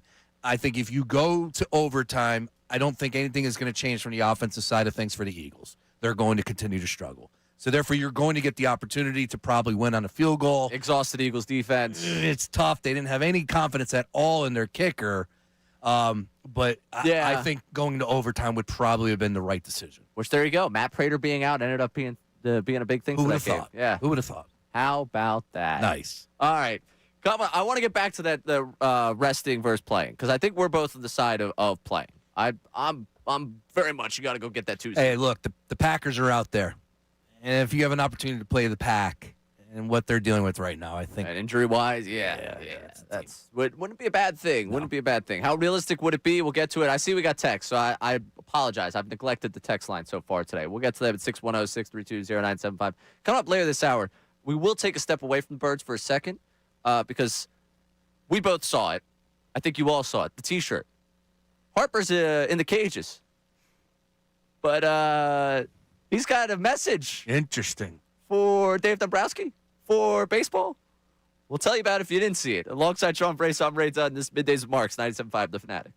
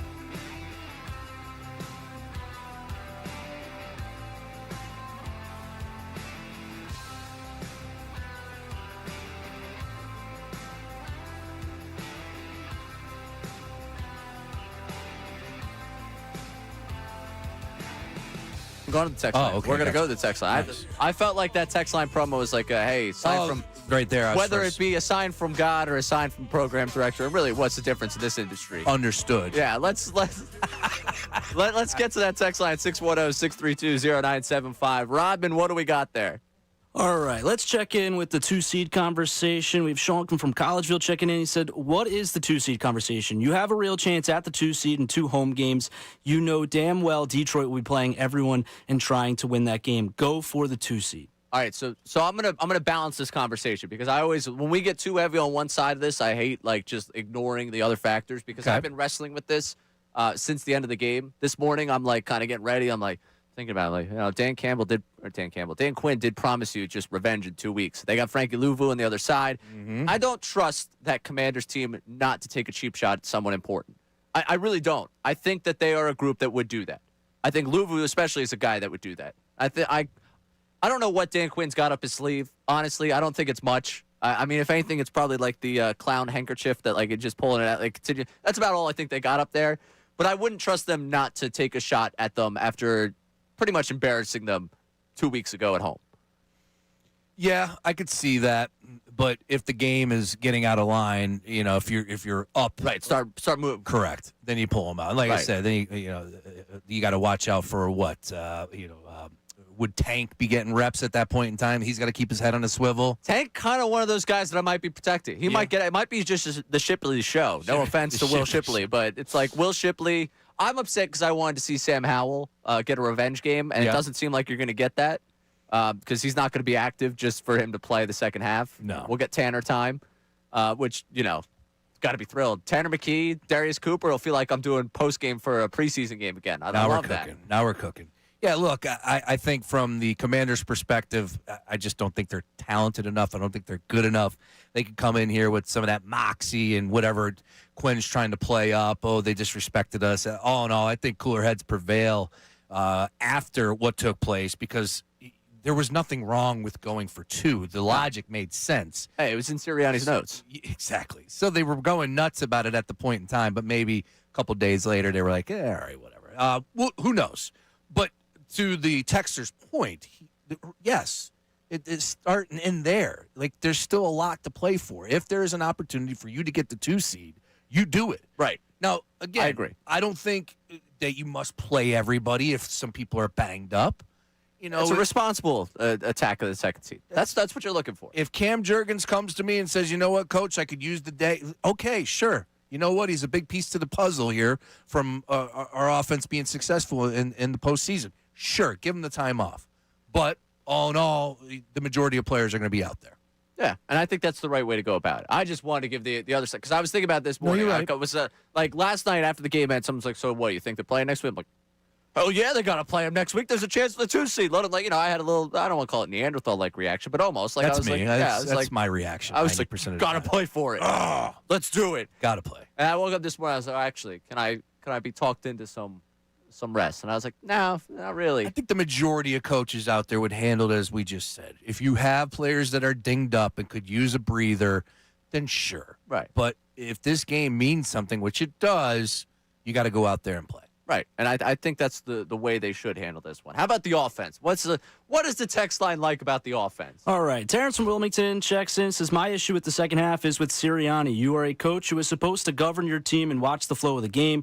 You've been around enough to know that you can't allow your team in the third quarter be less aggressive. It's who he is. Is it so bad to say that this is just Sirianni hasn't been bitten by? I guess he has been, and he just doesn't learn because he's bit by it in the Cowboys, bit by it Broncos. Like they have been bitten this year Yes. by getting. They nearly that Tampa Bay game. You think about back to that because that Tampa Bay game was, and I'm sorry to go all the way back to September for this, but they had the second half against the Rams, and it was like, all right, yeah, now they're going to play to win. They come out against the Buccaneers, and then things are flying. I was like, this is going to be the greatest. And I think the next day was the day Johnny Marks came back, if I remember correctly. So I was like, we're going to have an awesome debut show. They're going to have crushed the Buccaneers. They're going to be 4-0. Everything's going to be fixed. Like, excitement's going to be high. And then the second half happens. It's like, well, now we really got to talk about what tomorrow's going to be. Yeah, and look, there were a lot of people out there saying that they knew that was going to be the case yesterday because we've been here and done that. And I'm not here to argue. It's troublesome. And at this point in time of the season, it's just it's frustrating to no end because there's nothing that's going to change. This is who they are. Oh, by the way, you brought up Tampa Bay Bucks. How about what they're going through this year? They've lost 7 of the last 8. They had a 5-1 start. Yeah. They are 7-9 right now. I think they were 6-2 at one point. And, yeah. 4 straight losses by 4 points or fewer. They just can't get out of their own way as well. No. But they're no. playing for something this weekend. They are in what could be one of the more pathetic division championship games. It's that division. It seems like every single year. It's the South. Yes. The South is always gross, no matter what conference. It's I don't mean the South specifically. Tom from Alabama, Yeah, don't there you turn go. the dial. There you You know, go. like, Yeah. stay tuned in. I don't mean to our Southern listeners. Yes. I appreciate you. It's the South divisions that are gross. Every single year. It's since Peyton has left the Saints. It feels like there's been no consistency in that division. No, well, the consistency has been the Buccaneers being there at the end. I did this last year. So that's true because they have won it five straight years, Yeah. I believe. Yeah. So- So listen to me. I was down in Tampa last year for Week 18. They played was it the Saints, I believe it was, and they won the division that day. And I was just absolutely disgusted by the fact that there was a lack of energy in that building. I was like, I can't believe you live like this. Like, this is what football is like down here. This is gross. I hated it. The loudest they got was the Mike Evans participation catch for him to get over 1,000 yards. It's hysterical. Yeah, it was crazy. And I remember leaving there like, I bet you the NFC's second place has been better than the NFC South winner over the last 40 years since Brady. I looked it up. Sure enough, it's true. Second place in the NFC East is more difficult traditionally than winning the South. Sounds about right. Now, this year, Yeah. second place in the NFC East not going to be better than Even the though South. the Bucks have won it a few years in a row, it's still You hasn't can win been it at 9-8, yeah. Exactly. Just as far as the second half with Sirianni Petula, it's like I said, it's frustrating. We know what was coming yesterday. They were unable to get a push up front, unable to block at all, and that's where it starts for me. Of course, the offensive line struggles, but you just need something more from your play caller. You need something more from your head coach. And Sirianni pointed it out in the post-game press conference, saying, well, I can't change plays. If I hear a call that I don't like, I can't go to him and say, you know what, we should run this because then we'd be down in the play clock. Well, I don't care how you get to it. Like, for crying out loud. Which is hilarious that they care about going down in the play clock. When they're always. They call the play with 1 second left in the play clock. It's literally, you got one of those offensive linemen standing up, Oh. pushes the arm down, and the next thing, snap the ball with 1 second left. Yeah, I wonder when they're going to snap it. Yeah. That offense was ugly in the second half. The numbers showed you everything. 17 total yards, only 1 first down picked up, and like to the That was the first drive. Yeah, to the texter's point. It's everybody's fault, but you know who's going to wear it the most? It's going to be Sirianni and Petullo, and I know we were just jabbing at it earlier. As far as the fact that do you bring Petullo back, depending on how many more wins this team will have this year. We are way ahead of that conversation, but we'll get John on the phone There after it is. this. Coming up in the next segment, who wants to ask that exact question to us? Because John has been holding on. We want to get to him at 610-632-0975. And we'll get to the Harper conversation because fascinating thing to see on an Eagles weekend. Alongside Sean Brace, I'm Ray Dunn, taking through Middays Marks right here, 97.5 The Fanatic. Now on 97.5 The Fanatic Sports Update. Eagles defense steps up in Buffalo. I'm Sean Rodman, and the Eagles held the Bills to 0 points through more than 3 quarters. And here's Jalen Hurts post-game on the defense's performance.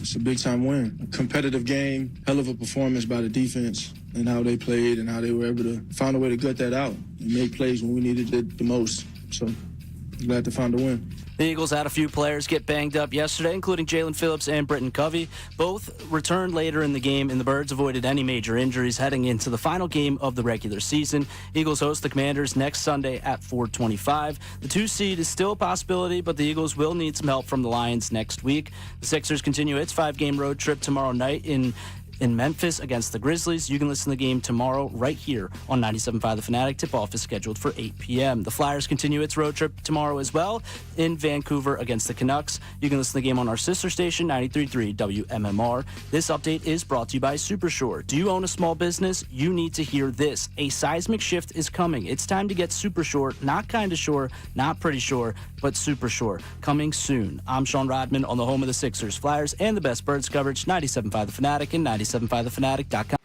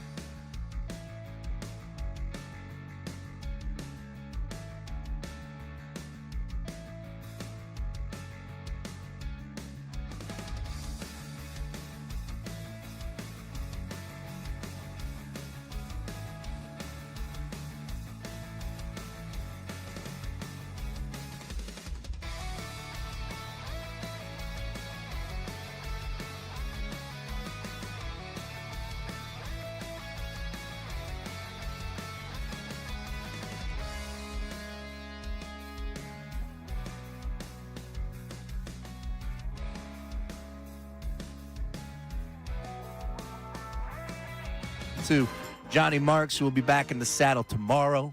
That's right. But, man, look, I know that people are tuning in, and I'm an optimist, man. That was a big-time win. It was. Big-time dub yesterday. We're getting clowned a little bit in the YouTube chat. I mean, you have been all day. Oh, yeah. But that was more attire-based. We're being clowned sports take-wise in the YouTube chat for the statement win conversation. Because I think when the defense plays like that against the best, one of the best offenses in football, against the MVP, against the best rushing game in football, if you hold them to 12 points and really you had them shut out until the offense puts you in the bind where you're going to end up like the dam is going to break at some point. That's the problem with this offense. It puts the defense in a bind where the dam's going to break. I think that's a statement for your defense that, okay, put any offense in front of us and see what we can do. Oh, by the way, the lowest total points that Buffalo Bills were held to is since 2022, I want to say, 12 points. I referenced this a number of times to the statement win. Like, yeah, you might be anti as far as that question is concerned, but you can flip it on the other side. Yeah, it was a statement win. You could be negative about it. It was a statement win that tells me everything I need to know about this offense. I don't care, but that was a statement win for the Eagles. It was a statement game, statement win. Nobody goes into Buffalo in the month of December and wins. They're 12-0 dating back to 2022. Oh, by the way, perfect this year up until yesterday. Nobody goes into Buffalo and beats them in Buffalo. Sure, they don't even beat them in the month of December, period. They're 15-1 since 2022. This is a team that's battle-tested, one of the more successful franchises in the NFL, and a team that everybody was putting in the Super Bowl due to the fact that Lamar and Patrick Mahomes won't be there. Well, excuse me, Lamar might be, but you understand. In a week, they're going to again. Today, maybe they're like one of the national shows. Like, wow, Allen played rough. Correct. But next week it'll be Josh Allen's right. going to get that team to the Super Bowl. You're right. That's going to be. And I'll be honest with you, me being kind of a simple-minded guy, I might also take the Bills to go to the Super Bowl. I'm a man about trust, which is why when they lost the game to the Chargers, they had broken my trust. I was a broken man. I was very upset. I spoke very emotionally. It was a very difficult, the Tuesday that we came back from that day, and I was very upset. I'm about building back my trust. This offense, I still have a lot of trust issues with. Defensively, I've gotten to the point where you're about to get down on a knee. It's never your. Oh yeah. Oh, you're about. You got the ring. I've ready got a to fake go. engagement ring ready for him. I could. Hey man, that white elephant gift got there just a little too late, so now I have a fake engagement ring. I have no idea what to do with. It's ridiculous. I've got the box for it too. I'm pissed. Yeah, look, the Bills. Everybody was saying this. This is a statement that's being tossed out there as well from the weekend. But there are no great teams in the NFL. All right, that might be your take, but then tell me who's going to be in the Super Bowl. Who's going to be representing each conference? Bills ended up beating the Patriots 35-31. Right. Ended up blowing that game. Look, there's no perfect team out there is my grand point, right? And that's why I think that the Eagles are a legit contender and could still win the Super Bowl. I know that people don't want to get there today, and that's fine. John from Center Valley, I think, might get to that point. Let's go, John. Let's go to the phones at 610-632-0975. John, you're on 97.5, The Fanatic. Hey, happy holidays. Thanks for taking my call. Happy holidays to you, too. I wanted to call in because I heard a caller earlier say that they were disappointed in the Kevin Patullo hire. I mean, I think a lot of us are, but at the time, who else was there to really hire? There was no one really out there good enough that could come in and provide an offense that, I don't know, that people would be happy with. And it's like most of us want another deep run to the Super Bowl, we'd be stuck in the same situation that we were this year where all the good people would be taken up and we're left with basically scraps. It's an interesting predicament for them because, like you said, you do win the Super Bowl. You are late in the hiring cycle. You end up, and it makes sense. Like when they did the Brian Johnson thing, it made sense. It was someone in-house. You elevated them. Mm-hmm. It just invited the same questionings this time around of like, okay, this guy has been offensive coordinator at this level. For Patullo, you haven't called plays. The concern was there from Jump Street, and you weren't going to find out until you saw him do it, and he hasn't been good at it. Now, what you said, if we're hoping that they go through another Super Bowl run, you open up a can of worms here of like, yeah, if they win a couple playoff games, how do you move on? Would you move on? And are you suggesting that you wouldn't, John? Is that where your point is with this? Yeah, I mean, if they make a Super Bowl run like we all want to, I mean, I think I would keep Patullo if there's nothing else out there. give Jalen Hurts a second year under him instead of hiring somebody that might not necessarily have the name that people want behind it. But if there's nobody else out there that's decent enough, I think I would stick with Patullo, give Jalen Hurts another year under him. I mean, what's it been, 5, 6 years, 7 years that Jalen Hurts has had? I think it's been a decade, right? Dating back to I high think school. going back, and I appreciate it, John. I mean, I guess technically Steichen, you get that second year, but it was a half a year into a second year. This is a banner, a graphic that we need to put up there with Mike Tomlin. Mike Tomlin. What's the other one? It was the back-to-back NFC East titles that's now gone. Yeah, so, exactly. yeah, it's good because they need more. They need a backfill. So, about Patullo, all right. You're pitching this idea that they go on this Super Bowl run. It's still going to be up to Nick Sirianni.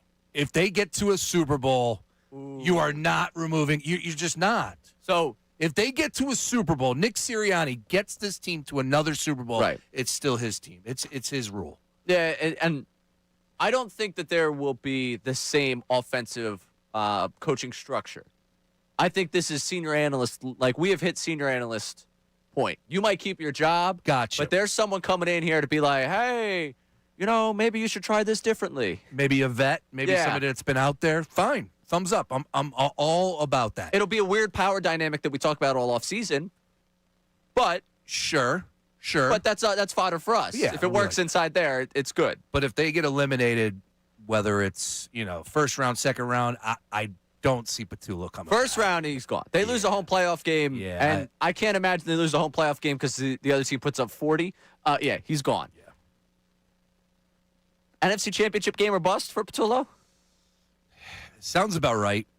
They win 2 playoff games. I still think we're at senior analyst level. I like where your mind is at on that. And that seems like that would be a Howie Roseman move. Like, all right, we're not going to overstep you. You're still the head coach. You're going to keep your guy. Because this is his guy. This is Sirianni's guy. Right. Howie's bringing in his, break in case of emergency here.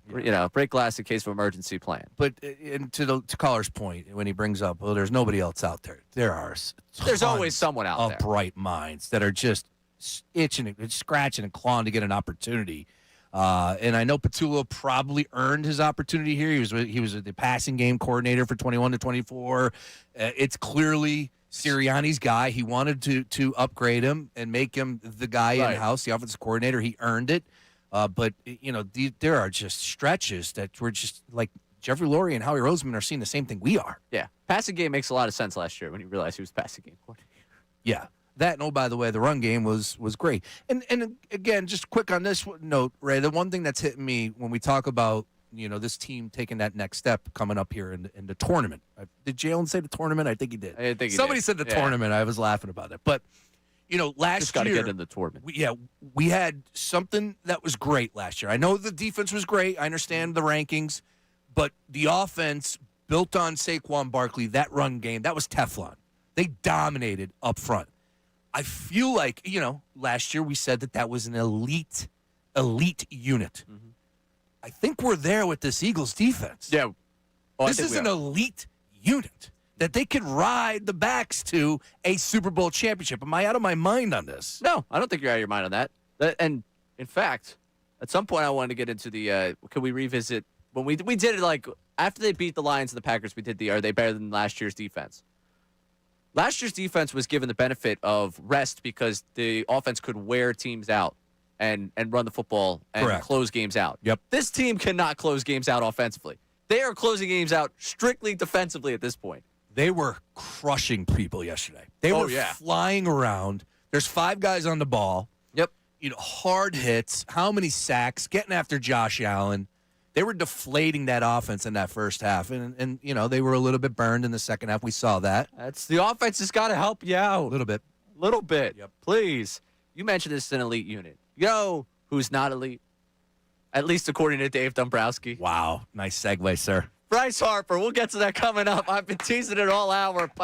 I just want to mention this, and we'll get back to the Eagles. I promise. Alongside Sean Price. I texted it to you over the weekend, so you know I want to talk about it. I've been dying ever since I saw this. This is perfect. It's like, Bryce, why couldn't you do this in February after football was done? Show up to spring training in this shirt. I could do 8 hours on this conversation. Buy a shirt. Yeah. Alongside Sean Price, I'm Ray on this Middays and Marks, 97.5 The Fanatic.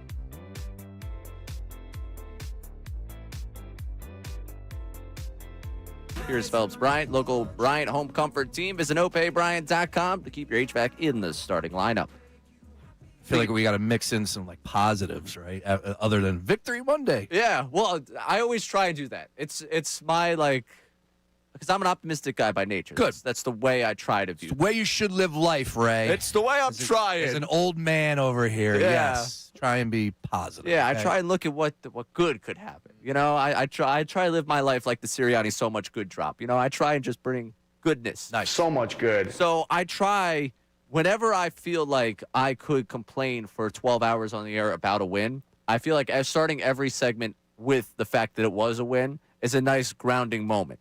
Like, yes, they didn't complete a pass in the second half, but I could be talking about the Buccaneers today. I could be talking about the Jets today. I could be talking about the Colts. The Colts today.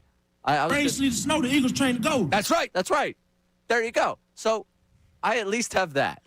I have that. Great. Really good That work is great. by you, Can I Ryan. give you? I know we're going to talk Harper. Yeah. Can I give you one more positive from yesterday? The defense. No. Okay, go ahead. Jake Elliott. Yes. All right.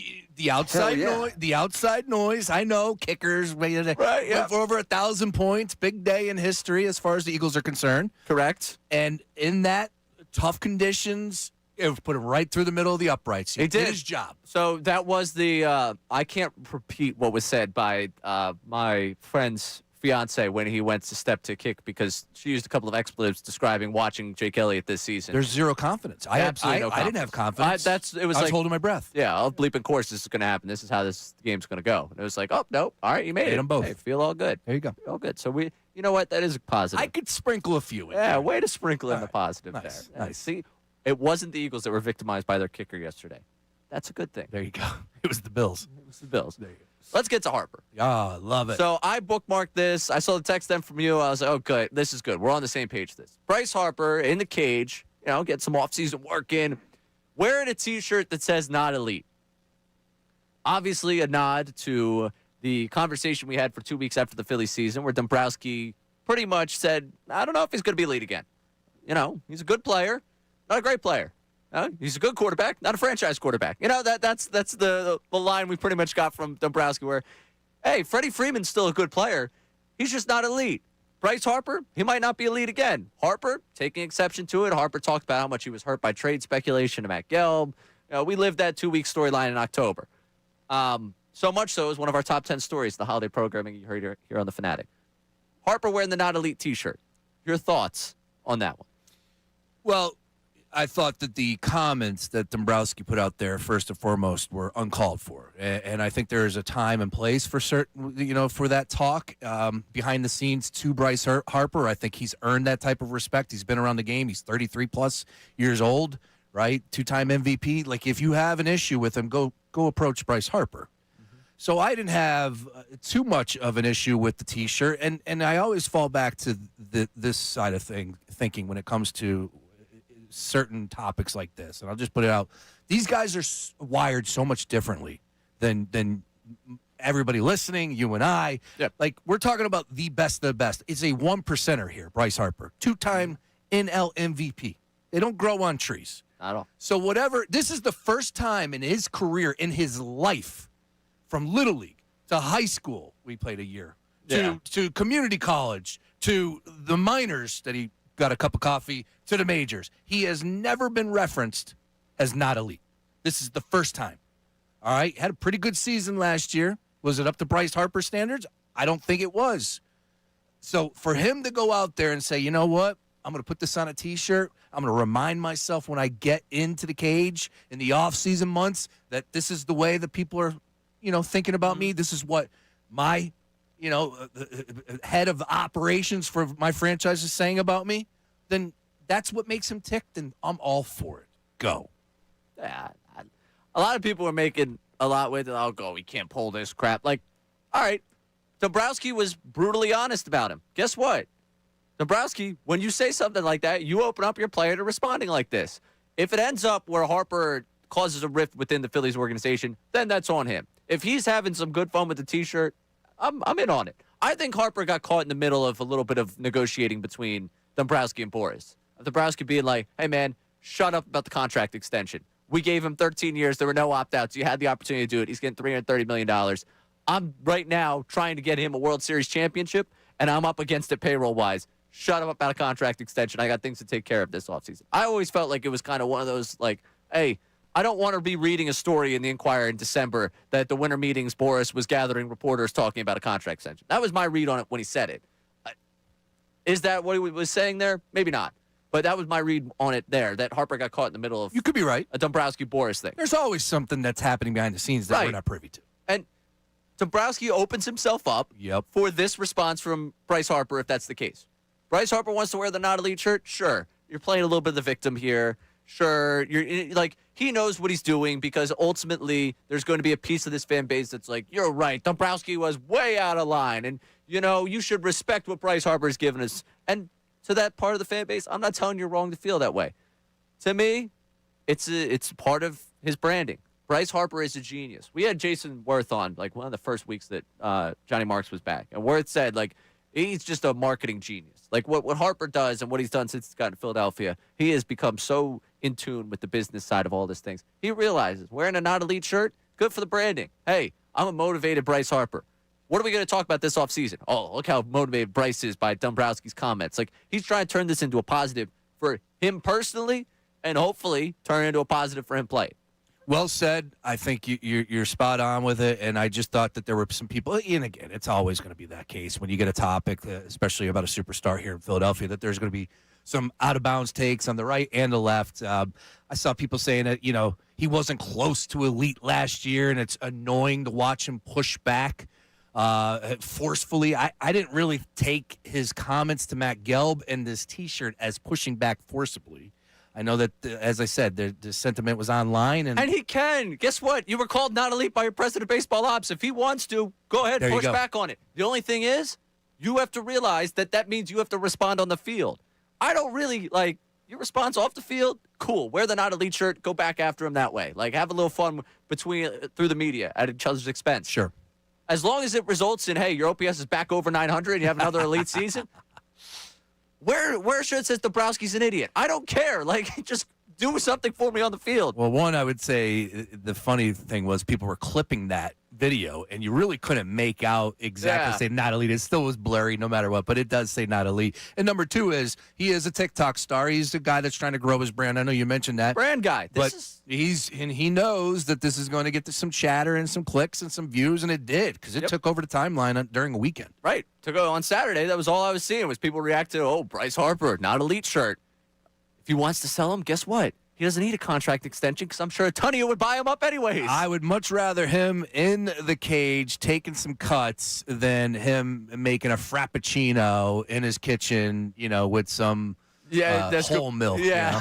You know? I'm stay in the cage. I prefer the video of him in the cage than the video of him with whatever look he tried to pull off at the beginning of this offseason. He's an interesting cat. Yeah, he is. You hit 30 home runs again? I'll shut up, man. Two-time MVP, Ray. They don't grow on trees. No, they Show don't. some respect. All right, we're going to get a chance to do something I love to do, which is me get to watch someone else do the news at noon. Because, you know, it's... Ooh, this is a big one. It's my baby, but, you know, I tend to share when we have a... Has Sean ever... I've done it in front of you. Okay. Oh, yeah, he's done it. He's a news at noon pro. We had the Rodman Report there for a couple weeks. People remember that rolls off the tongue. Yeah, hey, real creative mind here. Nice work. Me and KP go to the same school of creativity. We got the news at noon coming up next with Sean Rodman. We'll get back to the Birds at the 12 o'clock hour. We also have some NFL grievances to air. I know you have one specifically on what you watched Saturday. Oh, yeah. I've got some as well that I want to get to. We'll cover all that at 12 o'clock hour. Alongside Sean Brace, I'm Ray Dunn. Take through Middays with Marks right here on 97.5 The Fanatic. Now on 97.5 The Fanatic Sports Update. The Eagles squeak out the win. I'm Sean Rodman, and the Eagles offense only had one first down in the second half yesterday against the Bills, as well as being held scoreless for the fourth time in a half this season. Post-game, Nick Sirianni took responsibility for the offense's second half performance. I put it on myself. I got to help with some things that I know we want to get called. You know, Kevin did a good job in that first half, but I got to help in that second half a little bit, getting some things that we want to get called there, you know, in execution. It's it's everything. The Eagles had a few players get banged up yesterday, including Jalen Phillips and Britton Covey. Both returned later in the game, and the Birds avoided any major injuries heading into the final game of the regular season. Eagles host the Commanders next week at 4:25. The 2 seed is still a possibility for the Eagles, but they'll need some help from the Lions next week. Sixers continue its 5-game road trip tomorrow night in Memphis against the Grizzlies. You can listen to that game tomorrow night right here on 97.5 The Fanatic, and tip-off is scheduled for 8 p.m. The Flyers continue its road trip as well tomorrow in Vancouver against the Canucks, and you'll be able to listen to that game on our sister station, 93.3 WMMR. This update is brought to you by Supershore. Do you own a small business? You need to hear this. A seismic shift is coming. It's time to get Supershore. Not kind of short, not pretty sure, but Supershore. Coming soon. I'm Sean Rodman on the home of the Sixers, Flyers, and the best Birds coverage, 97.5 The Fanatic and 97.5thefanatic.com.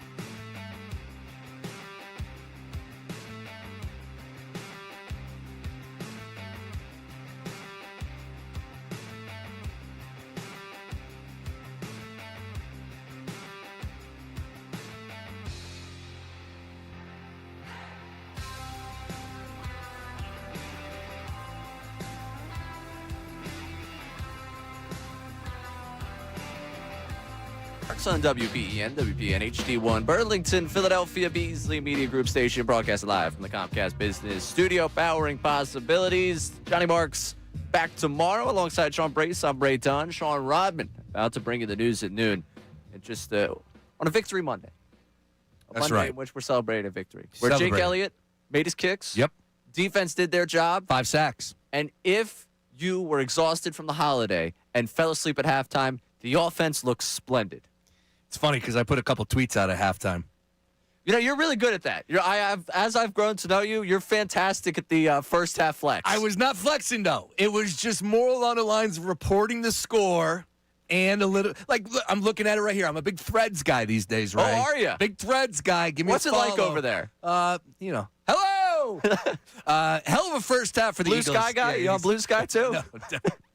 Hell of a first half for the Eagles at Buffalo. Jalen Hurts 14-21, 115, 1 touchdown. Saquon 11 carries, 51. Eagles defense 3 sacks. Oh, and then I plugged the show. I'll be on with Ray tomorrow. You are not on Threads, so I did not tag you. I think I am. Are you? Okay. I well, think. nothing I'm not popped up. positive, though. See, I'm not beating my chest about, that. You've learned. After the Cowboys game, you learned. Yeah, the Cowboys game did not play out exactly how I thought it was going to. But the Buffalo Bills, I felt really good. And I was saying this behind the scenes, obviously, at the house on the couch, in the controlled environment that I was.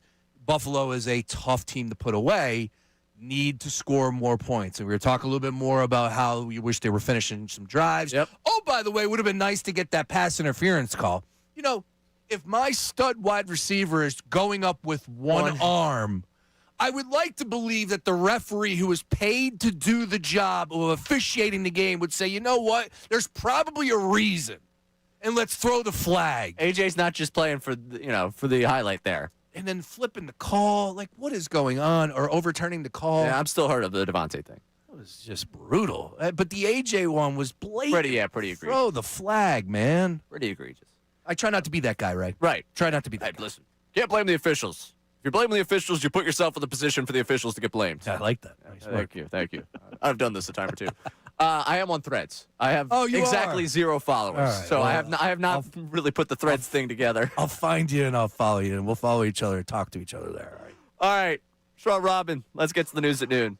This city needs its news. Now, it's time for I'd like to be remembered as a good newsman. the news at noon That's the coolest story I've ever heard in my entire life. That's insane. with Ray Dunn. What you got for us, Sean? Alrighty, let's start with Kawhi Leonard last night at 51 through 3 quarters, and then ended up with 55. The team poured water in celebration in the locker room post-game, and I don't know if you saw this, but social media is saying that his response is comical, he's joking, he's funny, but to me, I think he might be a little serious when he says this to his teammates. I'm sending all y'all invoice. Y'all got to get my hair braided again. I'm sending all of you an invoice. I need to get my hair braided again. That sounds about right from Kawhi's perspective. Yep. I mean, Kawhi's got enough money. Yes. Ballmer will give him the check. We all know that. That too. Ballmer won't give him the check. Someone else will give him the check on behalf of Ballmer if we want money to get to Kawhi. Yeah, he'll be all right. Kawhi's a strange human. Very A odd. cyborg. Remember when he had that laugh track? Yeah, like just not again. Talking about Bryce Harper. These guys are wired different. 1%ers. That's what they are. Kawhi Leonard's a 1%er. He drops 55 yesterday in a game that no one watched. Interesting stuff there. Yeah, great stuff. Oh, there it is. Nice pull. I didn't watch. I told you I rolled over last night before I fell asleep. I got a little tweet notification. Kawhi goes for 55. I was like, oh, nice. Good stuff. Clippers ended up beating the Detroit Pistons in an interesting game there. Yeah, they're actually now on a 4-game win streak. I was actually paying attention to the Clippers a couple days ago. But last night I missed that one. But, man, he did go off 55. To your point, though, Rodman, yeah, I think that there will probably be some invoices sent around. Yeah, I would imagine. I think he's serious about that. I don't think he's joking. I don't know what it costs to get your hair braided, but I know it does take a little bit of time. Yeah. You're not aware of haven't had the hair braided in a while? I've never had cornrows before, so I can't really answer that bill. But bottom line is it does take a long time. Plus, doesn't he have that San Diego drive? Someone that he goes all the way from San Diego to L.A. or whatever their Intuit Dome is? I know you don't mess around. You know, when I did have hair, I went to one barber. I've only been to one barber. There too. you go. What else we got? All right, next up, let's stay in the basketball world.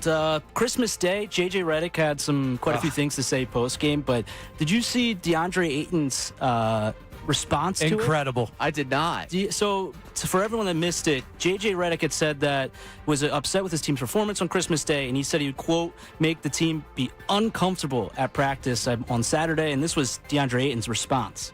Your coach told us he planned for it to be a bad day. He said it'd be an uncomfortable day for the team. And y'all bought into that. He needs to listen to y'all told him. Believed him. I'm not going to tell y'all. I'm not saying anything. Oh, man. Yeah, DeAndre Ayton, obviously not the best team guy. We've known about him for quite some time. You know, a couple days ago, I was doing a show with my guys, Sean Menard and Sam Oster. We do a little pace and space, talk some NBA. Those guys do a little bit more than me, but I pop on weekly. And just to keep up with the Joneses, and we were talking about wish lists for each team. And I was saying that I thought J.J. Redick should be Coach of the Year material. Could he get some love as far as that category is concerned? How you feel? And since that day, it has just been complete reverse. And they're still in the 4 seed. They're 20-10. But what's it like to be LeBron James's coach at this point in his career? To be a Lakers head coach? It can't be easy. To be fair, would you have the job? Buddy. Yeah, would you have the job if you didn't do a podcast with LeBron? Probably not. Yeah. But he was going to get an NBA job, but not the Lakers job. Eventually, he was going to get a job. Probably. I'm a J.J. Redick guy.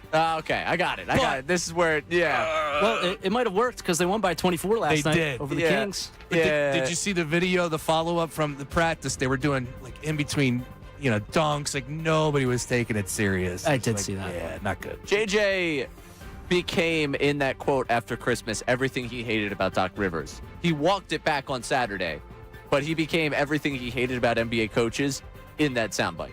And I think he realized it because he walked it all back. JJ loves him some JJ. Oh, yeah. Nobody knows more hoops than JJ. All right, last one. All right, last up. I don't know if you guys caught this during the game / after the game with Jalen Carter yesterday, but in the game, Jalen Carter apparently hit Bills offensive lineman Spencer Brown in the face at one point. Then a little, I don't know if you want to call it a scuffle, tiff heading up into the locker room, into the tunnel there yesterday. And here is Spencer Brown after the game, and he thought it was might have been intentional from Carter. What happened after you had to come out of the game? I took a strong right hook to my eyeball. Yeah. Was it accidental? What's that? You think it was accidental? No, I don't think so, but it was coming, I guess. Is that what boiled over after the game as well? Sure, you can say that. Yeah. Again, So you kind of get past the benefit of the doubt at this point? it's kind of like DeAndre Ayton, what travels with him, not being a team guy. Jalen Carter. I just want to say this, man. The trenches, beef up front. Yep. It's a different world, and hands are flying. Jalen Carter was high with that hand. Very. Is he going to catch a fine for that hand? Probably. Probably, yeah. I have no issues with the Bills lineman. What it was, Spencer Brown. Sorry, I'm not up on their depth chart. Yes. But I have no issue with him saying that. It was coming, and he feels like it was intentional. I have no issue whatsoever. But all in all, like, man, it's the trenches. Yeah. Things happen down there. Rewatching it right there, like, He's high. yeah, but you're sliding one way. He's trying to forcefully get by you. Yeah. You've got a helmet on. Like, I mean, I don't know. Like, he's obviously tougher than me. He's a football player. But, like, all right, come on. I mean, he didn't go to the turnbuckle and pull some salt out and throw it in his eyes. Right. It's not like he went, like, hand into the helmet, like, let me grab an eye here. Like, it's still a football move. Does Jalen Carter get a lack of the benefit of the doubt because he's Jalen Carter? Yes. Yeah. Yeah, just a little bit. We're embarking on a season where it all started with him spitting on Dak Prescott. Wow. And then getting thrown out of the game. I remember doing that show the next day of just, like, sitting there like, all right, well, no excuses. So, again, Carter doesn't get the benefit of the doubt for things. What a wild season it's been. Yeah, it feels like years ago we had that conversation. It Yeah. feels like years ago they won the Super Bowl. It's the same calendar year, but It really is. Yeah. February could not feel any further away. I just, putting a bow on that one. Jalen Carter is a beast, man. And I really don't To me, it did not look intentional. Again, though, It looks like he's being forceful. Yeah, if you're going high, like, those things happen. all that time I played in the trenches, That's I it. remember it. It was always tough for me down there. I love it. All right, coming back. Want to get back into the Birds as we get back here. There was something after the game that was interesting from Jordan Mailata because he called it a statement game leading up to the week, and then after the game, he almost seemed to take exception with the idea that it was a statement game for the Eagles. I want to kind of deal with that dichotomy for a group that we think had a statement win yesterday. Mm-hmm. Alongside Sean Brace, I'm Ray Dunn. This Middays Marks on 97.5 The Fanatic. Unfiltered with Ricky Bo, Bill.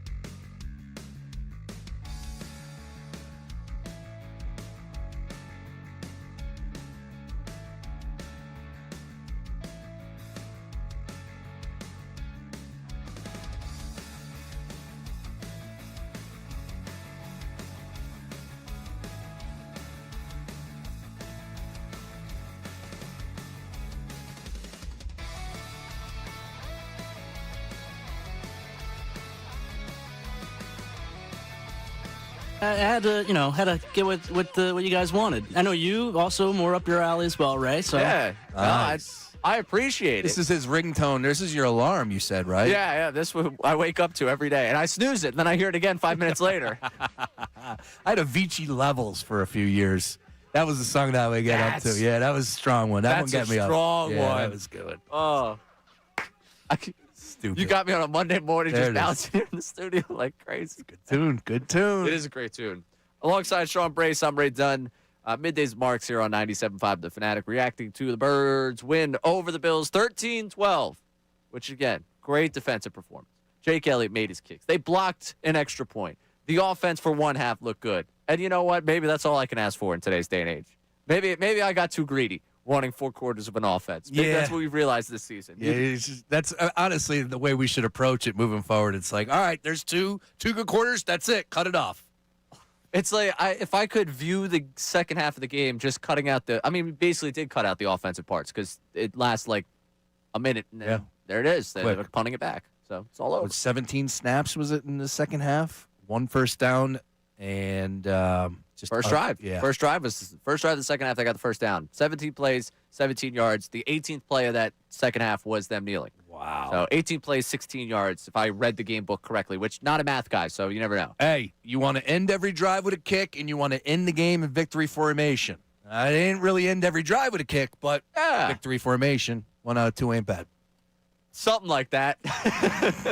Making it happen. So where we started today, this is a championship caliber defense that I believe can drag this offense where it needs to go because the offense has, as I've now decided I'm going to term it, spurt ability.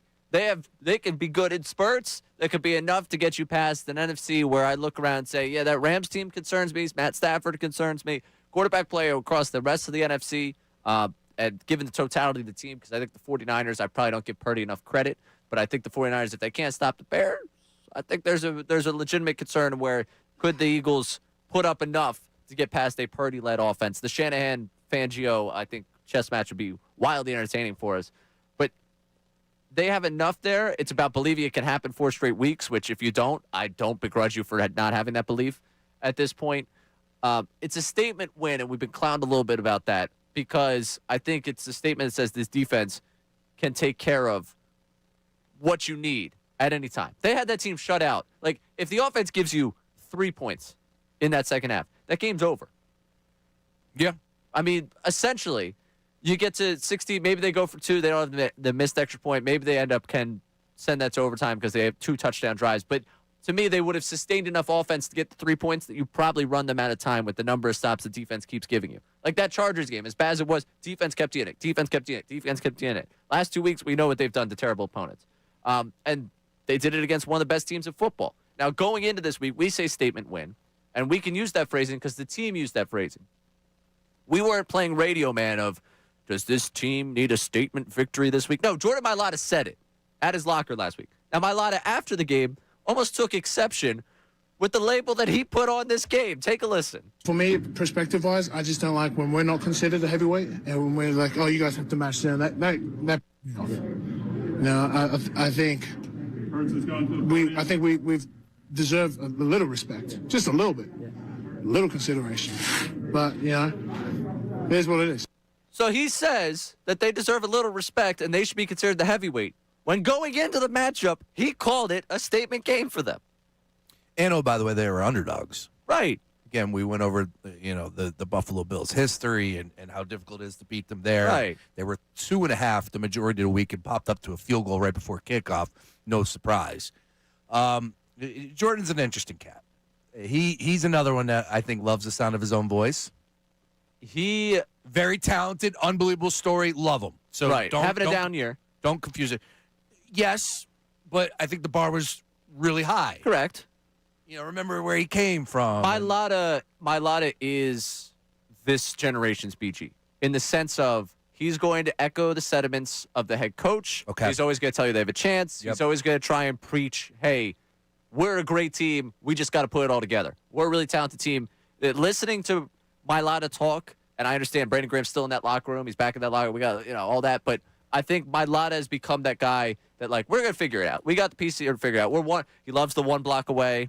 If we just execute this, we'll be better. We deserve the respect. I think he does a great job of echoing whatever Sirianni's trying to put across. Probably right.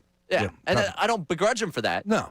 But to hear him say he needs respect 72 hours after he was calling it a statement game for them, well, which one is it? Yeah, I look at it from, the radio side, of course, the content side, and trusting our eyes, our judgment, and knowing what was at stake for everybody that was talking about heading into this game. Like, yeah, the Raiders were the Raiders, the Commanders are the Commanders, and oh, by the way, you're closing up shop against the Commanders, a division opponent. But, yeah, they're a down year. This is the game. And you heard Sirianni say it. Yeah. Sirianni came out and said that this was a game that we wanted to show a little bit more and be in because of all the factors, the playoff team, raucous environment, on the road, tough conditions, so on and so forth. So this isn't something that we're just making up out of thin air. I don't know if Jordan, I have an issue with him walking it back to a point, but if you are, going into the game trying to hype it up and saying it is right. a statement win, you can't really take it back immediately following the game. And more the question is, have we not given them enough respect? Ooh, that's a good question because I don't think so. I don't think this city, I don't think the fans, and maybe I'm a prisoner of the timeline. I want to be cautious. But I think, again, Ray, last night following the game, you felt like they lost. Mm-hmm. They didn't lose. They won. It was ugly. But 13-12, they won the damn game. And my timeline was littered with negativity. So my Lotta says that they deserve more respect. Should they get more respect? Do they deserve more than what they've gotten so far? I want to kind of tease that out. We got to get to that coming up. That's a good one we stumbled in. That's a good one we stumbled into. Because I want to play that one. We also have Rex Ryan, who got the last word today. I'll get up. Which, hey, he got the last word in, which is honestly on a panel with Greeny. That's credit to him. Was it a positive or a negative take? Because he's positive. Oh, really? All right. Well, he's always trying to get a job. Yeah. That's Rex Ryan. He's on that Yes, that he always panel. wants to get a foot in the door, for sure. Yeah. The issue is, with him, the Eagles' defense is good, so he doesn't believe he can get the Eagles' job, so he can be positive. Gotcha. Rex Ryan wants a job, so anytime there's a bad defense in the NFL, he tells you he could fix it. That's his shtick. Correct. He's very good at it. Yeah. He's very good at, wow, the Bengals' defense stinks. I could fix it. I'm the man for the job. Don't hate it. He's the he on TV is the embodiment of the overzealous LinkedIn poster, where it's the I have solved deficiency here. I have created workflows that work. The person that posts way too much and like way into the fact that Was this off the top of the head, or is this something that you've concocted before about Rex? No, this is something new for me, but I thought about it because he's always trying to get work, and I think about those LinkedIn people that are like always telling you just how great they are at what they do, and it's like, all right, I believe you. Yeah. Just shut up. Yeah. Rex Ryan, I don't really believe you, but also shut up. Yeah, he wants that Miami Dolphins gig, that's for sure. However, he said something positive. All right. Can't wait to hear it. We will get to that coming up because Rex Ryan kind of goes on the Mylotta side of things with the respect the Eagles have gotten not being enough so far. We'll jump to that. Jump to your phone calls, your text at 610-632-0975. Have the Eagles not gotten enough respect? I think Joe and Fox Chase also is on that wavelength. We'll get to him coming up as well. You can get in at 610-632-0975 alongside Sean Brace. I'm Ray Dunn. Middays and Marks, 97.5 The Fanatic. Now on 97.5 The Fanatic Sports Update. Let's stay positive with that Eagles defense stepping up in Buffalo. I'm Sean Rodman, and the Eagles held the Bills to 0 points for more than 3 full quarters yesterday. Here's Jalen Hurts on the defense's performance. It's a big-time win. A competitive game, hell of a performance by the defense and how they played and how they were able to find a way to gut that out and make plays when we needed it the most. So glad to find a win. The Eagles had a few players get banged up yesterday, including Jalen Phillips and Britton Covey. Both returned later in the game, and the Birds avoided any major injuries heading into the final game of the regular season. Next week, they host the Commanders Sunday at 4:25. The 2 seed is still a possibility, but the Eagles will need some help from the Lions next week. Sixers continue its 5-game road trip tomorrow night against the Memphis Grizzlies. You can listen to the game right here on 97.5 The Fanatic. Tip-off is scheduled for 8 p.m. tomorrow night. The Flyers continue its road trip as well tomorrow in Vancouver against the Canucks. You'll be able to listen to that game on our sister station, 93.3 WMMR. This update is brought to you by Super Short. Do you own a small business? You need to hear this. A seismic shift is coming. It's time to get Super Short. Not kind of short, not pretty short, but super short. Coming soon. I'm Sean Rodman on the home of the Sixers, Flyers, and the best Birds coverage, 97.5 The Fanatic and 97.5thefanatic.com.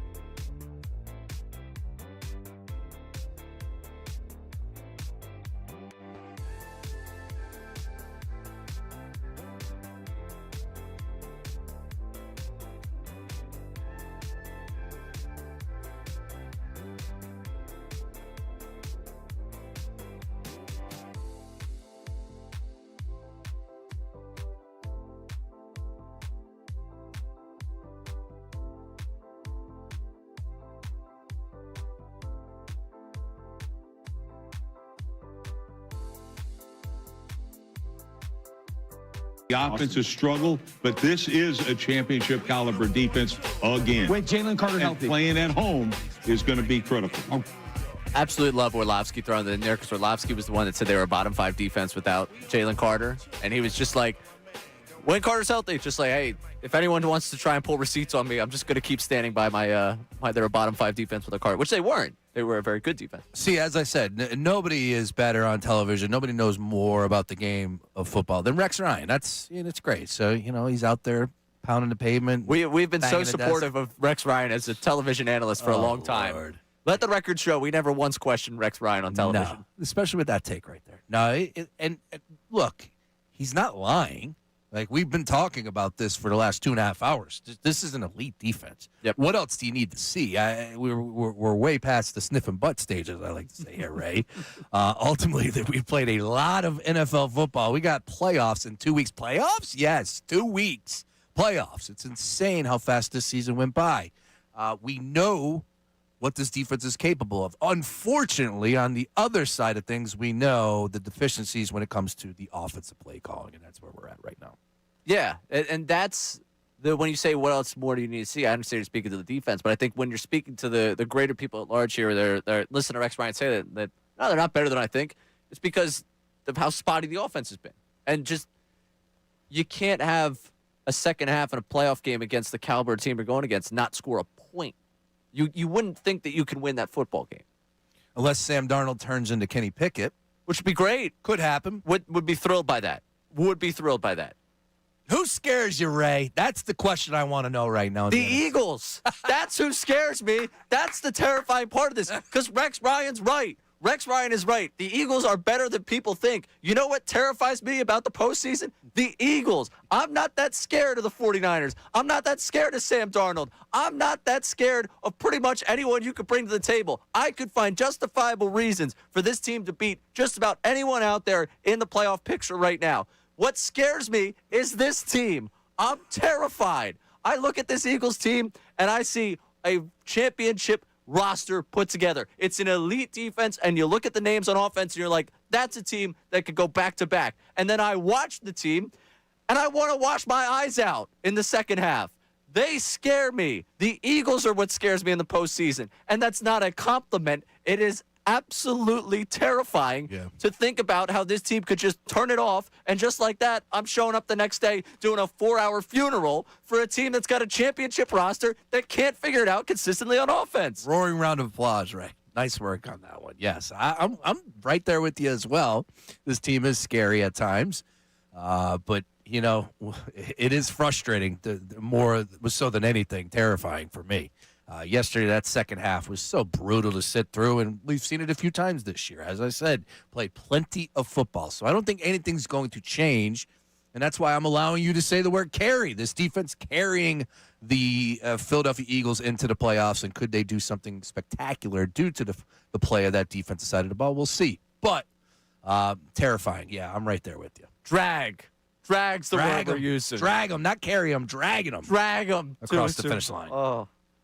That was like vintage. I don't think I've done one of those in a while. You turned red on me. Yeah, no, I kind of lost I kind of caught a glimpse of myself, like in the corner of my eye from YouTube. I was like, oh, God, he's lost his mind. I love it. I love it. That's what we need Every once in a while, I see red, and I saw red right there. It's the passion. All right. Joe from Fox Chase wants to get into this conversation whether or not the Eagles are getting enough respect. Let's go to Fox Chase, talk to Joe at 610-632-0975. Joe, you're on 97.5 The Fanatic. Hey, Ray. Hey, guys. Happy New Year. How's everybody? Happy New Year to you. Great, man. Thank you. Look, when the bookies had the line at the Eagles getting 2.5, I jumped on it for 2 reasons. Number one, I thought it was going to be a close game, and number two, I thought we had a chance at winning, and we did. So, and I won. Great. Congratulations. Nice work. Now, but I had an exception with. When you getting paid out? Are you getting paid out on Wednesdays? Do you have to collect on Wednesdays? How's that work with the bookies?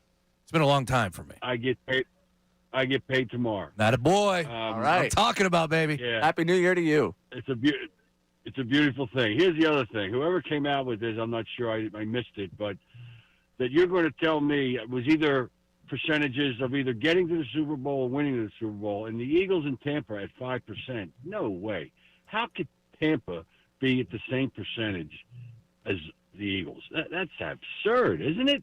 It is absurd. I'm trying to figure out where you're getting your numbers from because I'm looking at the odds of my trusty FanDuel sportsbook. Actually, I heard it from you when I was heading to the gym this morning. I heard it on the station, listening to you guys talking. It must have been the earlier show where they were saying who was favorite to win. I think it was to win the Super Bowl, not to be in the Super Bowl. And I think Seattle was top, and then the Rams, but they had the Tampa Bay and the Eagles at 5%. And I was like, wow. That was nuts. That was a texter from the previous show. Okay, that was a texter from earlier today. All right, so Joe, it was a texter from earlier. We appreciate you checking in. That was so texter said it was same percent chance. Yes, because going on the sportsbook app, like if you go on BetParks, for instance, it's plus 10,000 for the Buccaneers to win the Super Bowl, opposed to the Eagles at plus 900. But that was a texter this morning, giving the Eagles a 5% chance to win the Super Bowl. And so this kind of goes to the respect conversation because you always can kind of put as much as we now talk about gambling, like the odds to win a Super Bowl are always the way people fall back on. Well, when you look at the way the books look at them right now, Eagles tied for fourth best odds.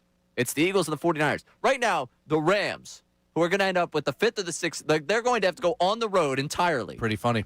Have the best odds. And a team that everybody refers to as the best team. Correct. Right? They do. Everybody refers to them as best team. So the Rams, who, by the way, we've all just assumed. I do love this about all of our seeding conversation and all of our conversation about the postseason. Everyone just assumes Monday Night Football tonight's not happening. Like the Rams conversation is like, well, so it's going to be a big one for Seattle and the 49ers next week because, it's for the number one seed and the Rams. And everyone's taken tonight and said it's over already. The Falcons don't need to show up. The Rams are going to win because the Rams win games. And then we'll talk about Week 18. They are a touchdown favorite. Yeah, no, I assume they're going to win too. I'm just as guilty as anyone. Understood. When I say everyone, that includes me. I'm not saying that I'm any different. I'm just as guilty. But it goes Rams, Seahawks, Broncos, Eagles. The Eagles and 49ers, both plus 900, then the Bills, then you work your way on down. I think the respect is there for the Eagles in the sense that everyone talks about their championship pedigree. Everyone talks about the talent. Like, when they were struggling, if I had to hear one more national person smack me across the face with the talent on this team, I know. I'm aware. I was at the parade. I enjoyed it. The offense is talented. Jeffrey Lurie's spent a small fortune on this offense. Yep. Like, I got you.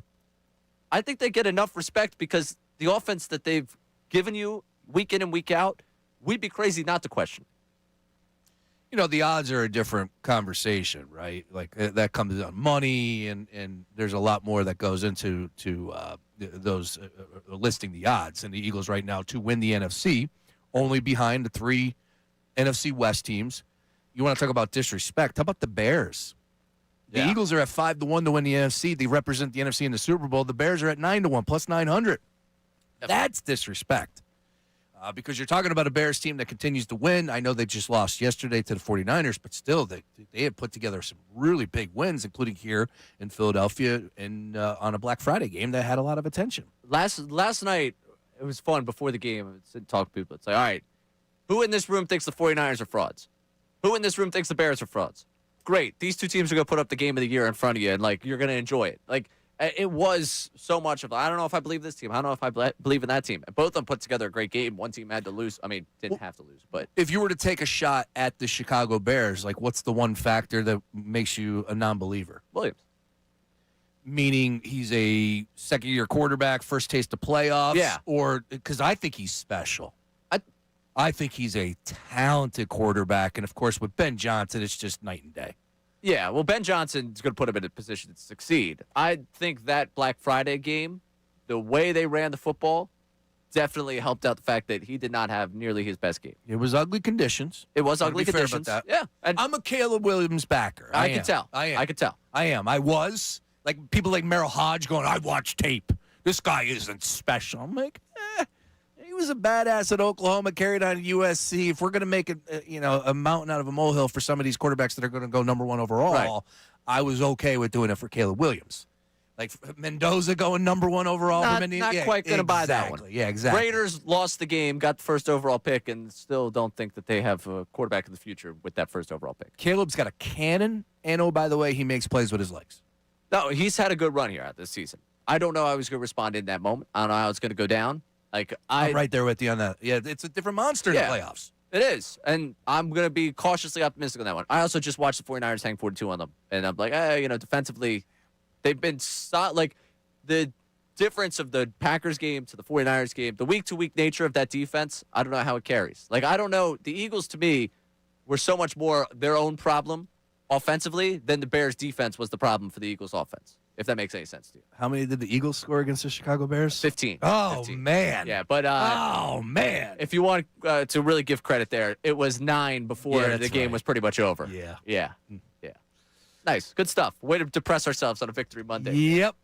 I want to have an honest conversation coming up because leading up to this game, the quarterback discussion was always going to be there.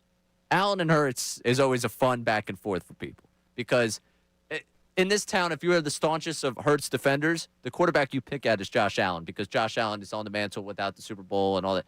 I know. Trust me, I'm not with those people. I'm right there with you as far as this conversation because it was all over my timeline. And it's just amazing the way that people get so carried away, caught up in quarterback conversation. I love it. I'm a fan of it. But I do think we go off the deep end. Let's have an honest breakdown of what we saw yesterday. I'm an honest individual, Ray. I'm an honest man. It's the show you trust, damn it. Alongside Sean Brace, I'm Ray Tone on Middays with Marks. Philadelphia is a sports city full of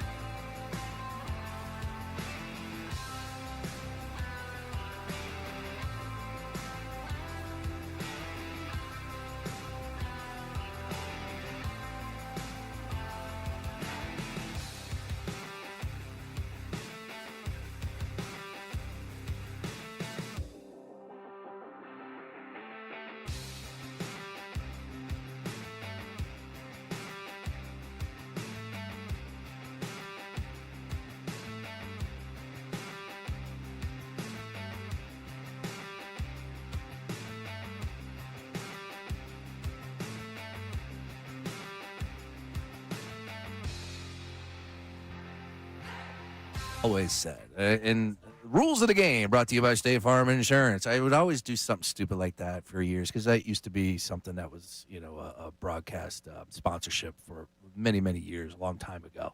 And I don't know, I would just do, how about that, sports fans? And then next thing you know, I come in, and is this something that rolls off the tongue for you when you're calling games? It was just a one-time deal? Yeah, it just happened to be the one time they caught me doing it, and that's how it caught on. Who ratted you out? Who said, I have this drop? I did not want to spur the moment just do a play-by-play call on the radio for John Marks. Okay. Because I don't enjoy it. Mike Gill actually was sitting in on Friday, also does play-by-play, and John was like, well, give me something. And Mike's like, no. Like, that's because there's certain, like, everyone realizes you're not nearly as good off the cuff. No, I said dance. Let's go. Exactly. Make me a bicycle clown. That's exactly how it feels.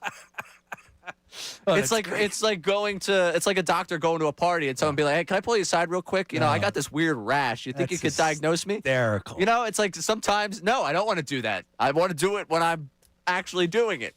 So good. So I refused to, and then they found out I was calling a doubleheader of soccer on a Sunday. And they were like, let's go get the highlights from that. And it probably wasn't my best work. Doubleheader of soccer. Yes. Temple men's, then Temple women's soccer doubleheader on a, Nice. I believe it was the Eagles bye week. Just so you know, I'm a big fan of college soccer. And I think we could do much better with the coverage, and I think that it could be something bigger than what it is right now. And I know they do a good job in Cary, North Carolina, the championship, all that, but it feels like this is something that's underserved. And I'm not going to sit here and say March Madness, but it has that vibe. Yeah. I'm in. I'm a big-time college soccer guy. All right. Let's go. Sounds good. Are we going down next year? I used to live in Cary, North Carolina. Really? Oh, yeah. I know that. Gorgeous. The triangle down there. Raleigh. How about that? Raleigh, Durham. I'll be down there 2 weeks. What do you got? What do you got? ECU on the schedule. So I'll fly into Raleigh, Durham. Go see my buddy. He'll drive me up to Greenville. Love it. Yeah. Fired up. Pirates, Owls. Yeah, ready to go. Minji's down there in Greenville. Oh, look at this guy. I used to live there, too. Did some time, actually, in not jail, but did, was in. Greenville's a good time. Like, did do jail time. I can't. Back to the Birds. Hey. Hey.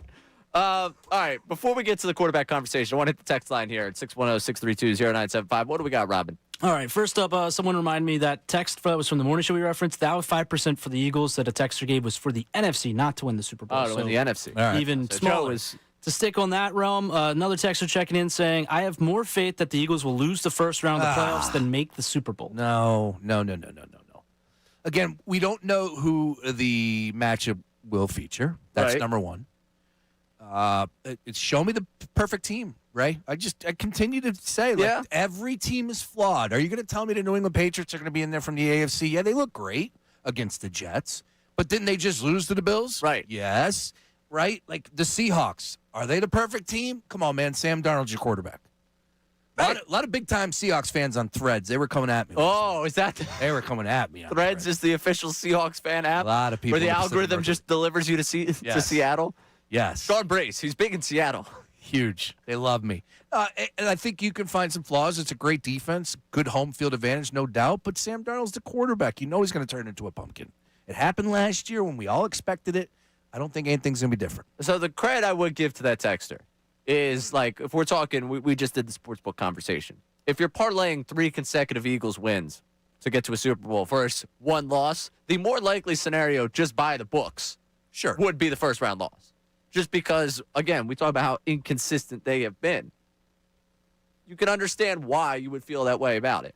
Though if I had to have the conversation today, more likely to make a Super Bowl, more likely to have. I'm not planning on them to be a first round exit. No, I can't tell you. I can't tell you I've bought the ticket to Santa Clara. I can't tell you I've.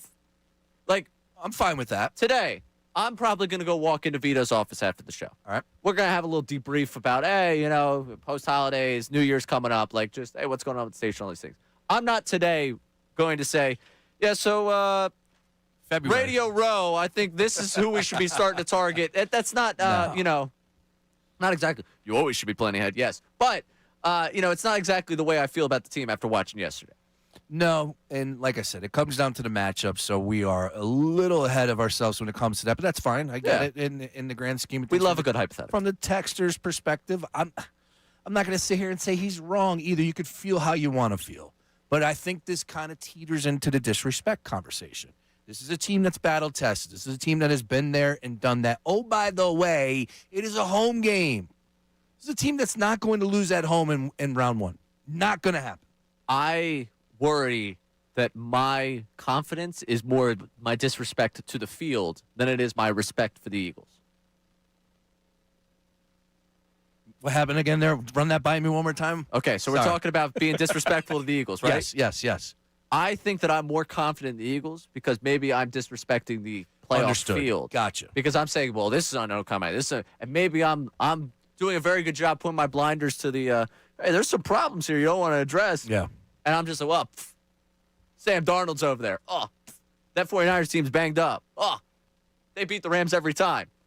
The Packers, I just watched half their team get carted off the field this week. That might be part of it, too. So we're talking about disrespectful. Maybe I'm being disrespectful to the NFC in an attempt to respect the Eagles. You said field. I started thinking about, like, Lincoln Financial, the turf. No. Sorry, my head. MetLife. Yeah. All right, what else we got on the text line?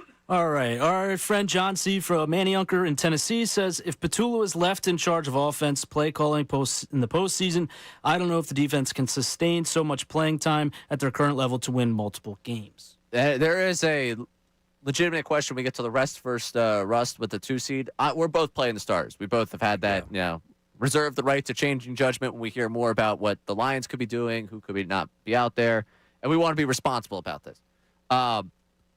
There is a legitimate conversation about just how tiring it is to be this defense with this offense. Like, saw it yesterday. 3 straight games of the postseason where that's the way you play.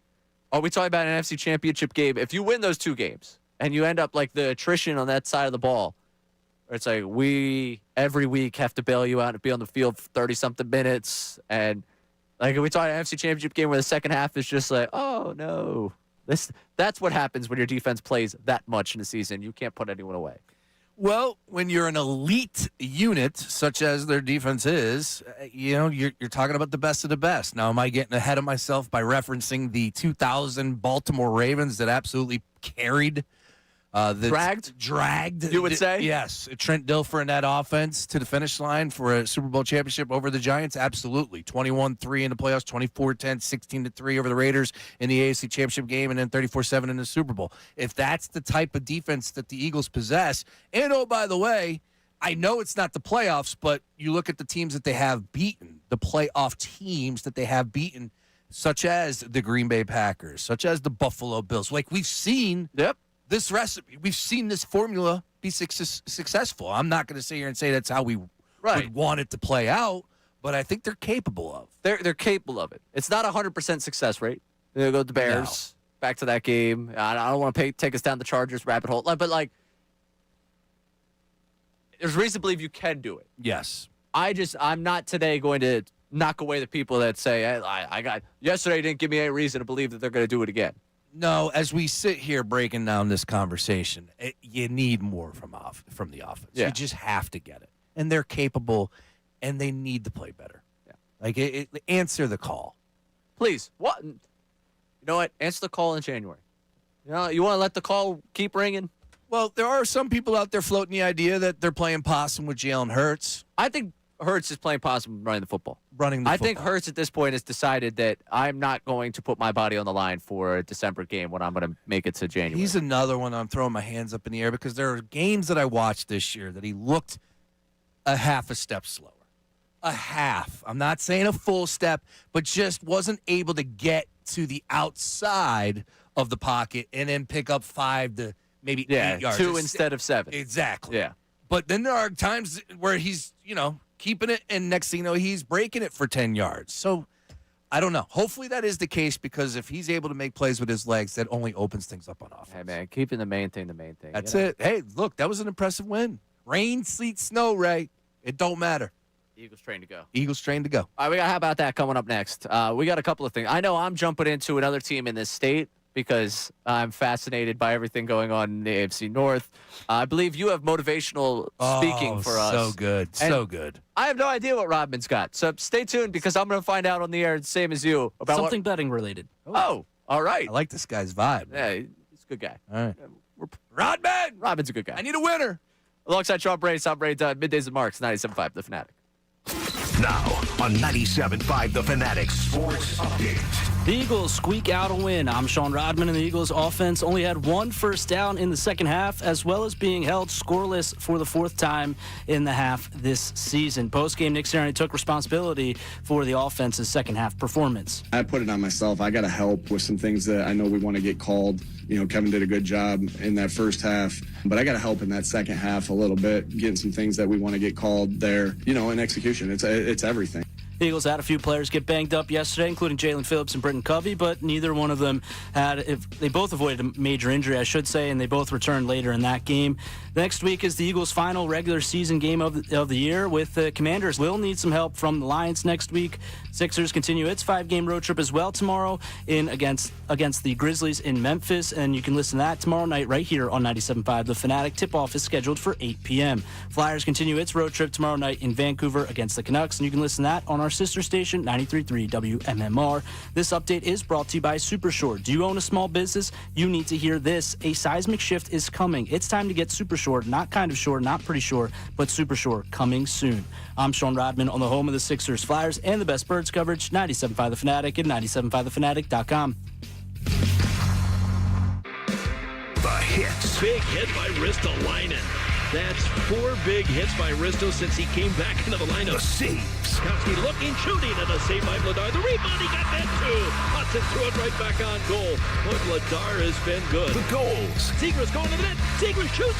He scores! Trevor Zegras buries his 14th of the year. The Flyers. This is your radio home for the orange and black. 97.5. The Fanatic. One of the most spoken words in Benari Jewelers showrooms. Ready for it? Oh. Oh. Simply put, oh. It's the word we hear most often at Benari Jewelers. Like when a customer discovers there's a huge difference between the diamond on a random jewelry website and the one we handpicked at Benari. Oh. And when we tell them that many of the rings you'll find at the big box stores are of a much lesser quality. Benari engagement rings are made here in the U.S. Impeccable quality. Oh. Our favorite. Our Benari diamond buyers turn down 95 out of every 100 diamonds. That means we have those 5 spectacular diamonds. But the other 95 landed at the big box stores. Oh. When Benari customers discover the comparisons and unmatched value, they're always pleasantly surprised. Oh, and you will be too. Benari Jewelers at Exton and Newtown Square. When you see a Gravely mowing the grass, you're looking at over 100 years of ingenuity and action. You're seeing a rugged, durable machine professional lawn service companies have relied on for generations. Or maybe you see a homeowner who demands the best, cutting their own lawn like the pros, whether mowing or on a trailer between jobs. When you see a Gravely, you're seeing greatness at work. Take your lawn mowing up a notch with a Gravely. See the full line at your local dealer. It's a classic odor tale. You fried fish for dinner, cleaned up, but the smell is still in the house. And the neighbors are coming over for game night. They're on their way. And then you spray Febreze Air Mist. Febreze Air starts working instantly to fight even your toughest odors, so you go from fish to fresh like that. Now all you have to worry about is Pam cheating at charades. Breathe happy, Febreze, la la la la la. With appliance savings at the Home Depot, get up to 40% off select innovative appliances like GE Profile. Add a touch of ease to your holiday with the all-in-one combo to wash and dry your laundry in one machine. And refrigerators with built-in convenient features like the dual dispense autofill water pitcher. Shop appliance savings plus free delivery on select GE appliances now at the Home.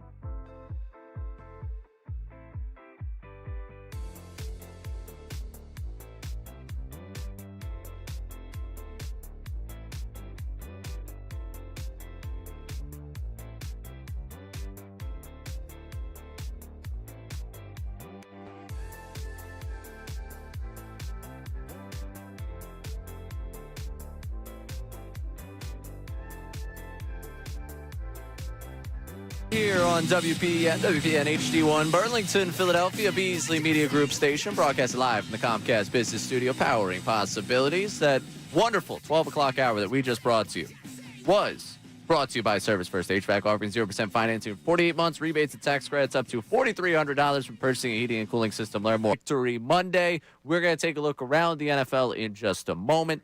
I have to say, we're week. Still technically a holiday.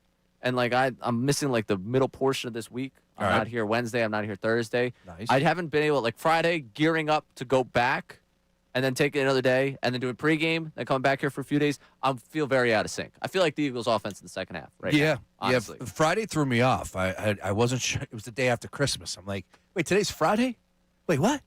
Yeah, it's all combined. It's odd. Yeah, and the family's off. We've all been fighting an illness this whole month of December, Ray. It's been ridiculous. It's been brutal for the Braces. Yeah, it's been tough. But hopefully coming out and brighter days ahead in 26. That's right. Big year on the way. How was your 2025?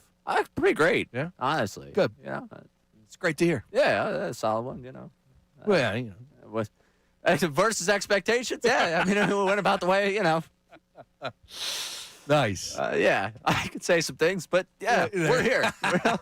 Yes, exactly. Brighter days ahead in 2026. All right. How was your 2025? I had a baby boy. That's wonderful. Eagles won the Super Bowl. That's wonderful. Other than that, it's been pretty darn good, man. There you go. Yeah, life is good. I'm an optimist, man. Yeah, exactly. Eagles are back in the playoffs. Let's go. Keep stacking years. That's it. Keep stacking years. That's it. Keep stacking wins. All right, let's get to how about that. When you see something great. How about that? When you see something you hate. How about that? When you see something you just need to tell someone about, hit them with a how about that? I honestly did not think that was going to survive after the first rendition of it. I was like, the writing for that. Did I really do a good enough job putting together the copy for that? It's not, you know. How about that? It's stuck. It survived. It's not going anywhere. How about that? Nice. It's really not. All right. Nice, Robin. We'll start with the Shawns. Brace. Oh, you know what? Let's do it. Phillip Rivers has been an incredible story. You know, I understand that he hasn't won a football game as a starting quarterback as the Indianapolis Colts. But bottom line is this. This is a man that came off the sidelines of a high school football team. Yep. Came off the couch. Had a Hall of Fame career. Me, I'm kind of up in the air, but his accolades are his accolades. We got 5 years till that debate happens. Yeah, exactly. But, man, I thought he hit the nail on the head when people were referring to these games as meaningless. And I feel like this is something that's just coming up more and more in sports. And it's so frustrating. Because back in my day, Ray, Jordan played all 82. Those games on the schedule, you circled and you played every one of them. And nothing was meaningless. Anyways, here's Phillip Rivers after the game. It's like, hey, we get to play in an NFL football game. We signed up for all of them. They pay you for all of them, and you go out there and play. You know, the thought of meaningless games, which I know that gets thrown around, and it is in the sense of it doesn't affect the postseason. There's no impact on the postseason, but to say a game is meaningless is not in my DNA, and I don't think it's in these guys. Obviously, what you saw today from an effort standpoint, because those games we played in the backyard when we were 10 years old weren't meaningless, right? Nobody gave a rip about those, but you went home crying or you went home happy, you know? So there's no such thing, and that's the philosophy of everything matters. You know, everything we do matters. There's no meaningless conversation, you know? So I think that's just a personal approach. Oh, I can't get enough of that. Come on, Ray. Nothing is meaningless in life. You wake up, your alarm goes off, whether it's Avicii or Tool or whatever it was. MOP, ante up, you rise and shine and ready to tackle the day with such enthusiasm. Nothing is meaningless. And then now all of a sudden we get these back-to-backs, and guys like Joel Embiid don't take an opportunity on national TV to take on the reigning champions. This is what I have in my sports world. But Phillip Rivers, bringing it back to the days where it wasn't about excuses, it wasn't about spreadsheets, it wasn't about entitlement. No, it's about playing the games that are in front of you. I love it. More from Phillip, please. That's what I want. Hey, very impassioned speech by you. But Phillip, I think he's hanging it up, though. Yeah, I think I'll do one better for you. They should have started Riley Leonard to see what they got. Oh, well, I wonder what was really going on with Riley Leonard behind the scenes. Right. I know he had a little bit of a knee injury, but, like, shame on Riley Leonard for not attacking that opportunity. I'm very cautious to say that. I know there probably had to be something there. But, man, that was a golden opportunity. They went out and brought a 44-year-old man off the couch.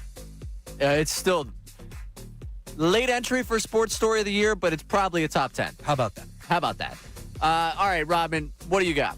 All right, I'm going to take you guys down to the Big Easy a little bit here to, Tyler Shook, and there's a little highlight for you first. Percent clip in the red zone. That's last in the NFL. Trying to change that here. Shook looking end zone. Touchdown! Olave! That's a red zone touchdown for the Saints. And what an opening drive for New Orleans to start the second half. Why, you might ask? Well, as of this morning, and it has since changed because there's been some tweets out, that's your Offensive Rookie of the Year favorite on multiple sportsbooks. FanDuel had him as the Offensive Rookie of the Year favorite, Tyler Shook, at minus 120 earlier this morning. I saw a tweet, couldn't believe it, sent that highlight to Nate for him to grab for me. By the time I sent it to him, I saw he was the favorite again, but it was a little bit less. It was about minus 110. Now he's in second place, so he could win Offensive Rookie of the Year. It's him or McMillan. Tet McMillan from the Panthers right now. McMillan minus 105. Shook plus 100. Even money. Now, you know what's crazy? Because these are the conversations that we have where it's like, all right, they're not really playing for anything, but you do have a quarterback that could potentially be in the running for Rookie of the Year. You don't think that those conversations take place behind closed doors inside the Saints, practice facilities or whatever it may be. No, they were. I believe it was Chris Olave who commented it in the post-game press conference saying, like, hey, man, he's in the running for Rookie of the Year. We're trying to get him that. Like, these are the things when you put yourself into the voter's perspective and you want to take a shot at potentially cashing in one of these tickets. These are the things you have to factor in. Like, man, they are having those conversations. And correct me if I'm wrong. I believe the Saints threw the ball like 50 times the week before. What did they do yesterday? How many times they throw the ball? You tell me Kellen Moore is throwing the ball a lot? Oh, they didn't run the ball at all 2 weeks ago. They're really going after this award for him. They threw the ball yesterday a grand total of 27 times. All right, that's not much. Not that much. But they actually didn't have a lot of offensive plays. It's a conversation that is being had behind closed doors, so that's something you have to factor when you place these wagers. Anyways, I had Henderson. I was a big Ibuka guy. I thought he was going to be the slam dunk runaway winner, but he wasn't. It could be. It could happen for him because he's playing the quarterback position. 22 of 27 yesterday for 333 and 2 touchdowns. Yeah, disaster of rookie class for their rookie season. Like, I think this will end up being a good rookie class. The fact that he is lining up to be your Offensive Rookie of the Year with the Saints season, the number of games he started, like how many starts did he get this year? Not many. He played 10 games, 5-3 is his record, so he started, 8 games? That's a couple more than what I thought he did. That's interesting. He's going to start just about half of their games. I thought Henderson was going to run away with it with the Patriots due to the success, but he's not getting touchdowns. Stevenson's getting all the run. And they didn't use him early on. Yep. So if I have this math right, and excuse me as I'm doing this on the fly here, he has 9 touchdown passes this year. That's your Offensive Rookie of the Year? Back in my day. There you go. You had to accomplish something. I like it. All right. Speaking of a guy from back in my day, Aaron Rodgers still slinging it. Oh, man. Just maybe passes hitting the ground pretty consistently against the Browns.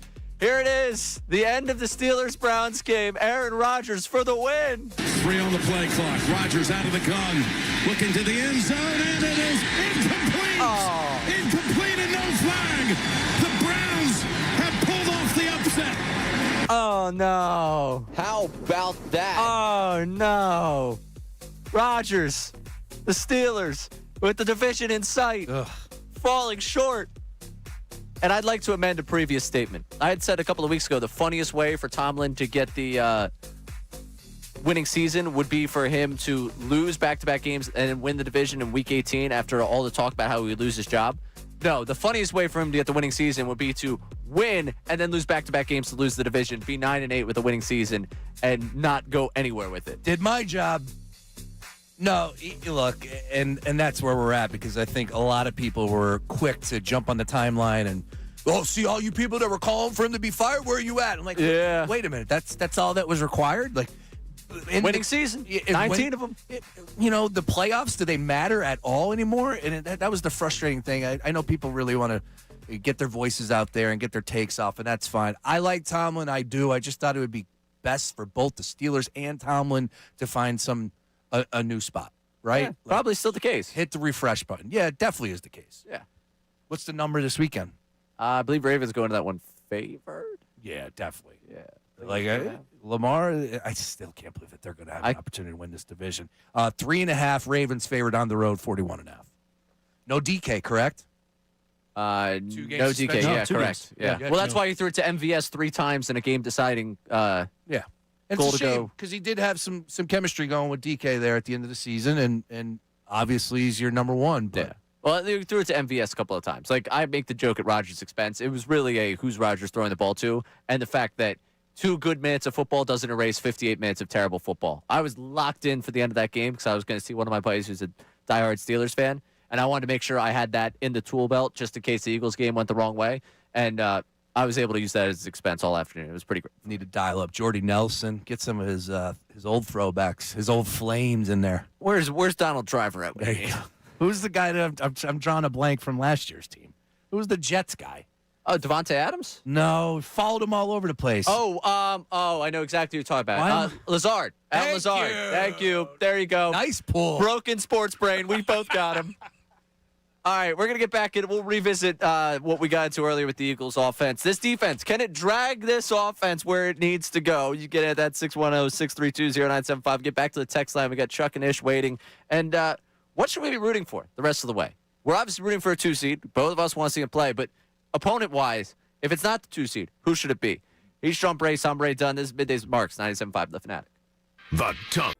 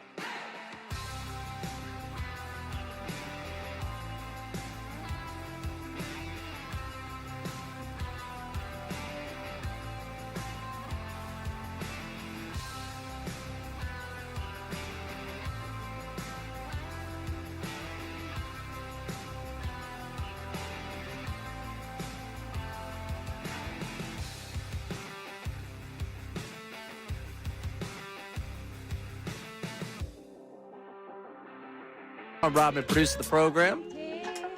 Victory Monday here. And I saw this. I didn't see this. I had this sent to me. Brandon Dutz is, I think, bullying me in an attempt to get back at me for, I trolled him a little bit on the YouTube because he forgot to cut to break on the YouTube. All right. Put up a little cut to break sign. I went to the producer studio. Nice. And he decided to send me a comment from our Instagram. Yo, Ray, I thought you and Connor were the same dude until I saw him on here a few days back on TV. You guys look identical, except you have more of a red beard. Do Connor and I look the same? The same? No. Nothing against Connor. Similar? No. I would say no. Yeah, I'm going to say no. It's Definitely. nothing against Connor. I've seen Connor operate out and about. He's an attractive fella. He's more than capable of his own right. But we were talking about over months ago, just filling in on the other show and how it's on NBC Sports, and I was like, "Was that you?" And you're like, no. I'm like, "Oh, I thought it was. My bad." Yeah. So it could happen. It could happen. It could. I always assumed that Connor and I kind of get lumped in together. Yeah. Before, someone once, I believe they called me Ray Thomas. Oh, when that's nice. Like when someone's recognize you, it's supposed to be look at me, people know who I am. If you need a fake name to check in at a hotel, because the ladies are stalking you, Ray Thomas is a good name. You should run that. I've got, never mind. All right, let's go to the text line. Yeah, we all got aliases. We all got secondary names. Nice. Yeah. Gotta All right, let's go to the text line. We have one person says that you guys need sound like a couple of lily livers. Grow a blank and believe in your team. A lily liver. A lily liver. Let's set the age on that texter. A lily liver. First of all, that's up there with mewing. I have no idea what that means. But should I look that up in on company Wi-Fi? Help me out, Robin. Does that mean cowardly? Cowardly, I would say. Or lacking courage. Oh, okay, he's reading the definition. I looked it up. Interesting. Well, see, this is the issue. When I get on this microphone, I'm not trying to be Mr. Cheerleader over here, right? But I was thrilled isn't the right word because obviously the offense was. You're suspect. thrilled with the result. Yes. The way you got there, you don't exactly love. All right? Thank you, Ray. I'm thrilled every time I'm able to complete a drive to work. All right? The problem is the potholes on the way make it difficult. All right? I'm thrilled that I completed the drive safely. You take Kelly Drive? Yes. And if you make that commute safe on that road, then you get exactly. 2 thumbs up there. At the end of the day, to that texter, and forgive me, Mr. Lily. Do we have a name to that? No. Put your name on it, you lily-livered texter. Lily liver. Games in the month of December, period, end of story. 12-0 at home, 15-1 since 2022. This is a team that was still playing for their division, the AFC East, and, oh, by the way, the number one overall. This is a team that has the reigning MVP. There was so much at stake for the Buffalo Bills, and the Eagles went in and won the game. End of story. Now, of course, we're going to focus on some of the other odds and ends and the fact that the second half was ugly for this offense across the board. But the result, as you said, Ray, I am blown away with. Nobody goes into Buffalo and wins in the month of December. It does not happen. Eagles did yesterday. And I've said this a few times in regards to the Sixers, regards to the Phillies, regards to the Eagles. Once excitement turns to expectations, the whole idea of, things are great goes away. We are well beyond the point of expectations in the Hurts Sirianni era. There is no longer the excitement and joy. You never get that feeling of, oh, wow, look at this, after the first time someone does it. This is just, now we're down the path. The expectation is this team can compete for a Super Bowl. When we talk about them on Monday, we're talking about them with, hey, they won the football game. How does it apply to a long-term run for this team? I'm trying to think of a team that's just excited to be here. I mean, the Bo Leavers, maybe this year, the Patriots. Though I don't think that's how that fan base works. No, you're right, though. But if we were a Patriot situation, oh, wow, this Drake May guy, this is fun. Enjoy it. The excitement turns to expectation. You move kind of into that direction. Expectations change everything. Yeah. You're so right about that. Look at the Phillies. Look at the Sixers. And hate to bring up them right now for a lot of people, but all in all, you get the young core out there with Maxine Edgecombe, and people want to go nuts. But the expectations for this team. It's where your expectations are, how you feel about the Sixers. Those that expect them to do something. Well, when you sign guys like Paul George and gives you Embiid an extension, that changes things. Yes, those people that abandon expectations coming into the season are enjoying the VJ and Tyrese show as much as they can. They should. And just letting everything else go to the wayside. Those that are, I don't want to do it. I know. It's a Victory Monday. That was my fault for even bringing them up. It's a Victory Monday. That was my fault. I've got all of February for that. They were 15.5-point dogs on the road at Oklahoma City, and I said, man, this is not going to be pretty. Nope, not going to be pretty. Ended up losing by 25. Yep, not great. Hey, if you missed it yesterday, good for you. One more text there, Sean Rodman, while we're sitting. All right, well, you mentioned the Phillies there a moment ago, and, one person checking in, Whole Foods, Kevin says the Eagles' defense equals Bryce Harper elite before the World Series appearance, and Eagles' offense equals Bryce Harper the last 2 years. Man. Elite, just not playing like it. First of all, I love Whole Foods. Whole Foods, Kevin. I'm a big Whole Foods guy. Now, does that come off like, elitist? Oh, I'm not surprised. No. Like, I am a Giant guy. I will always go to the Giant. I lived with a guy that was like a strictly Trader Joe's guy. Trader Joe's is, come on, man. That's so I say that to say I don't really have a take on it because then I'd probably have to have a take on him, and I'd let him have that. I was like, yeah, you go to your Trader Joe's. Yeah. Acme's down the street, man. I'm going to go to Acme. I am not a Trader Joe's guy. I have been there a few times, and there's not much there that really puts me. I have a buddy, Joey, that works at Trader Joe's. Oh, well, there's nothing wrong with that. He's Trader Joe. It seems like it's a very nice place to work. Yeah. Well, nice people. Hey, he lives in Raleigh. He's not listening. Back to Whole Foods, though. Love their setup. Love their produce. I judge you on your produce. I think Whole Foods has the best produce around.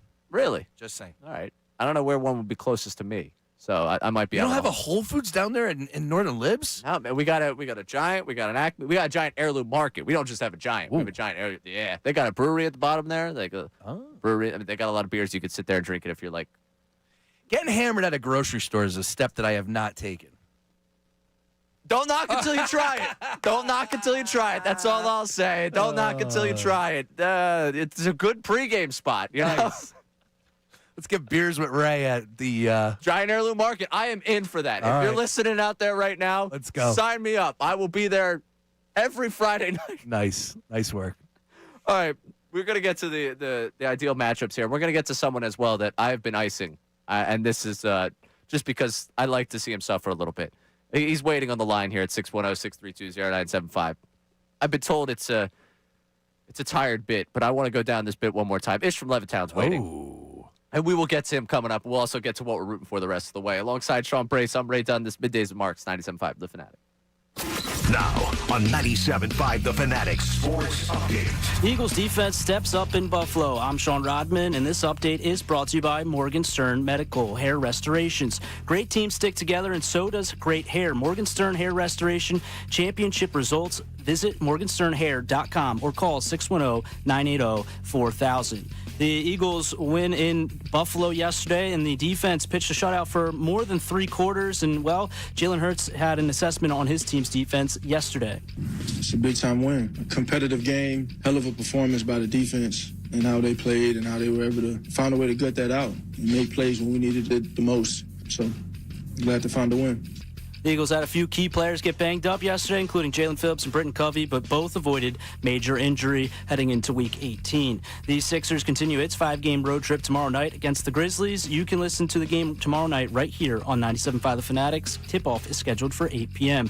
Flyers continue its road trip tomorrow night as well in Vancouver. This update is also brought to you by Supershore. Do you own a small business? You need to hear this. A seismic shift is coming. It's time to get Supershore. Not kind of short, not pretty sure, but Supershore. Coming soon. I'm Sean Rodman on the home of the Sixers, Flyers, and the best Birds coverage, 97.5 The Fanatic and 97.5thefanatic.com.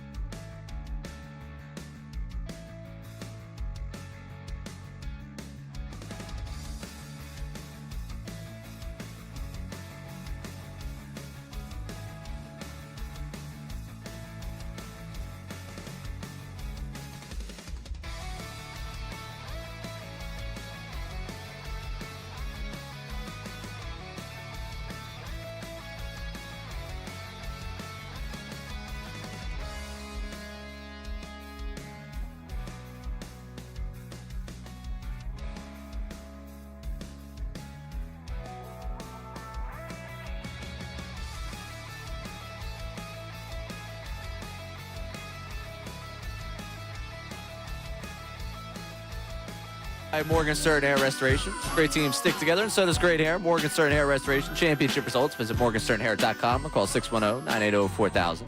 I went to go see my barber over the holiday. I get myself ready for a little Christmas action. I asked him, it's like, hey, man, how's it looking? I know my jeans, give it to me straight. Let me know. You're fine. Not yet. Yeah, Not you're yet. fine. I'm still holding.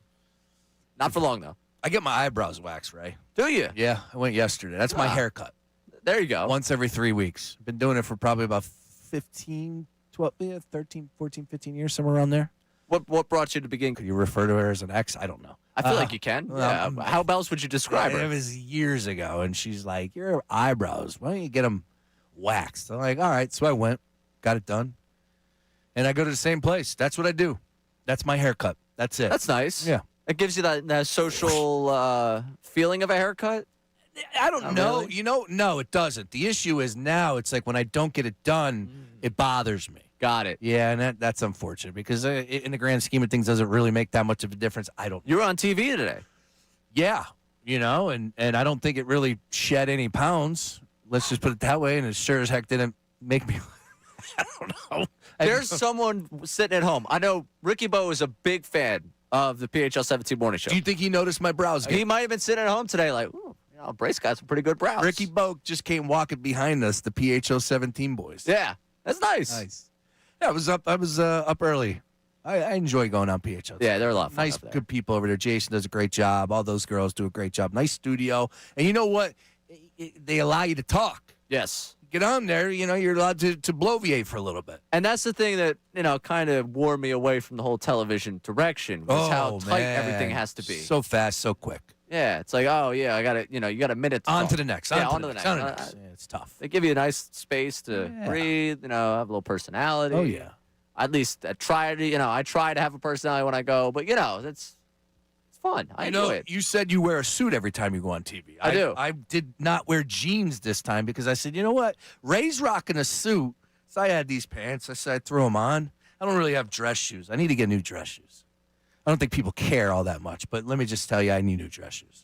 It's a tough time to say you need something right now. Yeah. This is probably the worst time of the year to suggest that you need something. It probably would have been better a couple weeks ago. Black Friday would have been ideal. Yeah. Right now, you're going to get raked over the coals. Yeah, your wife is listening like, damn it, Sean, that could have been something under the tree.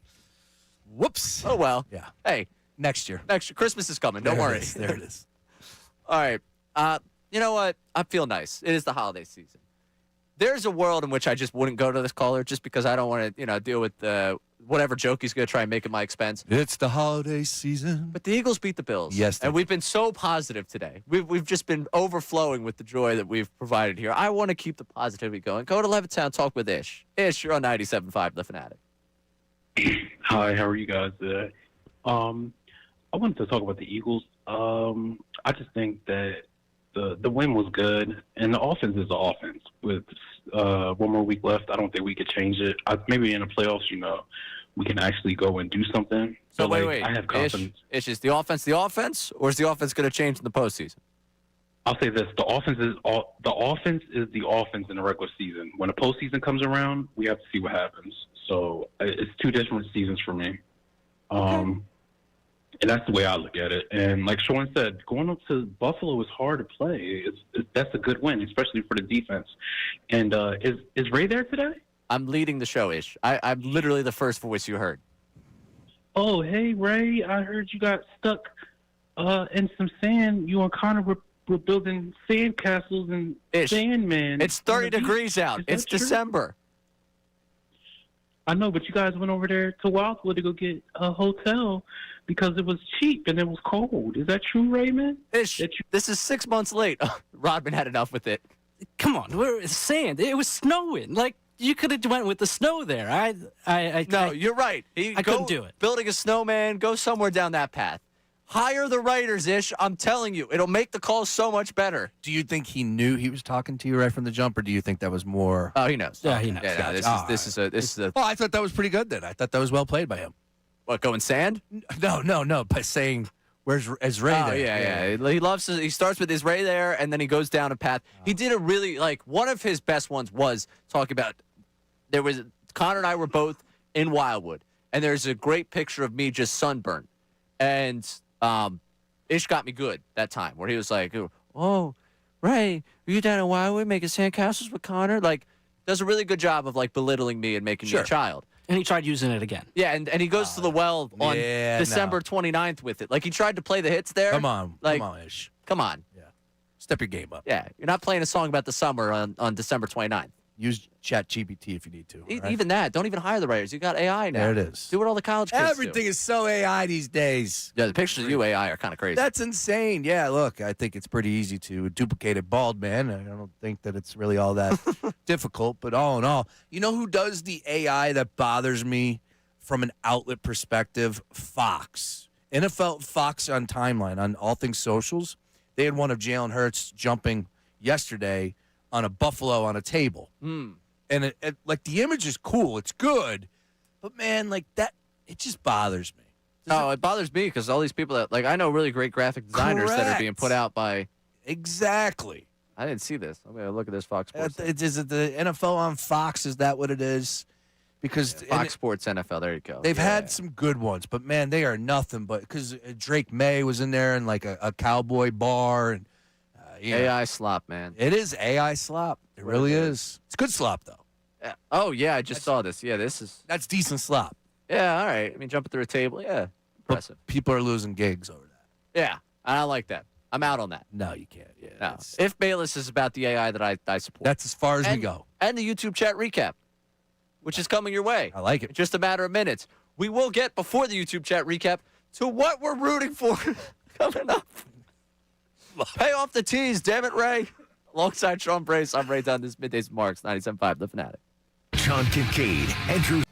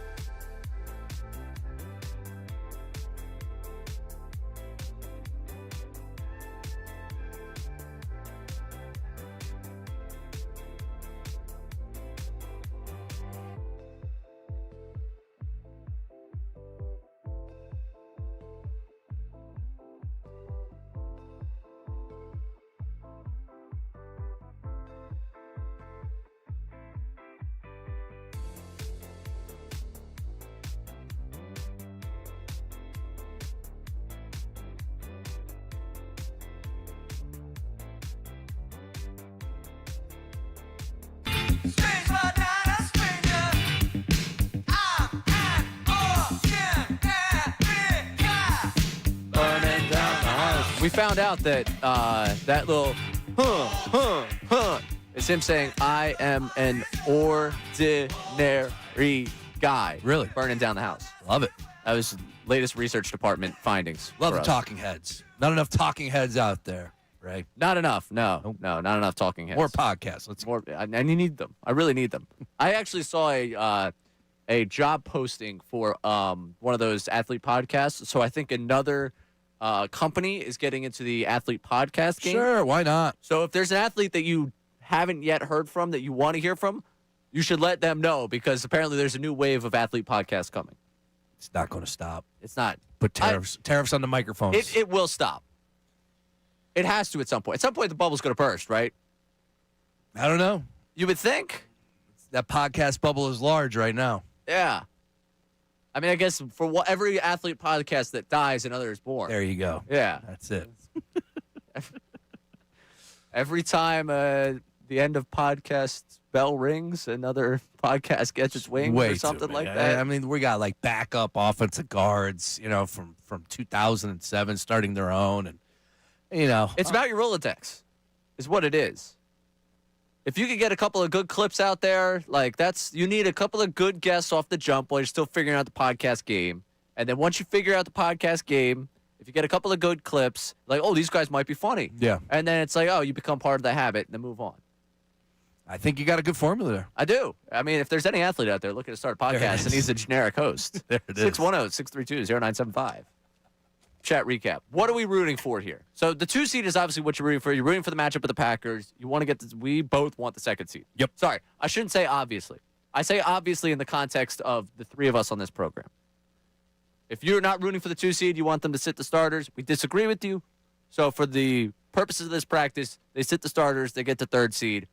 Who are you rooting to see with the 3rd seed?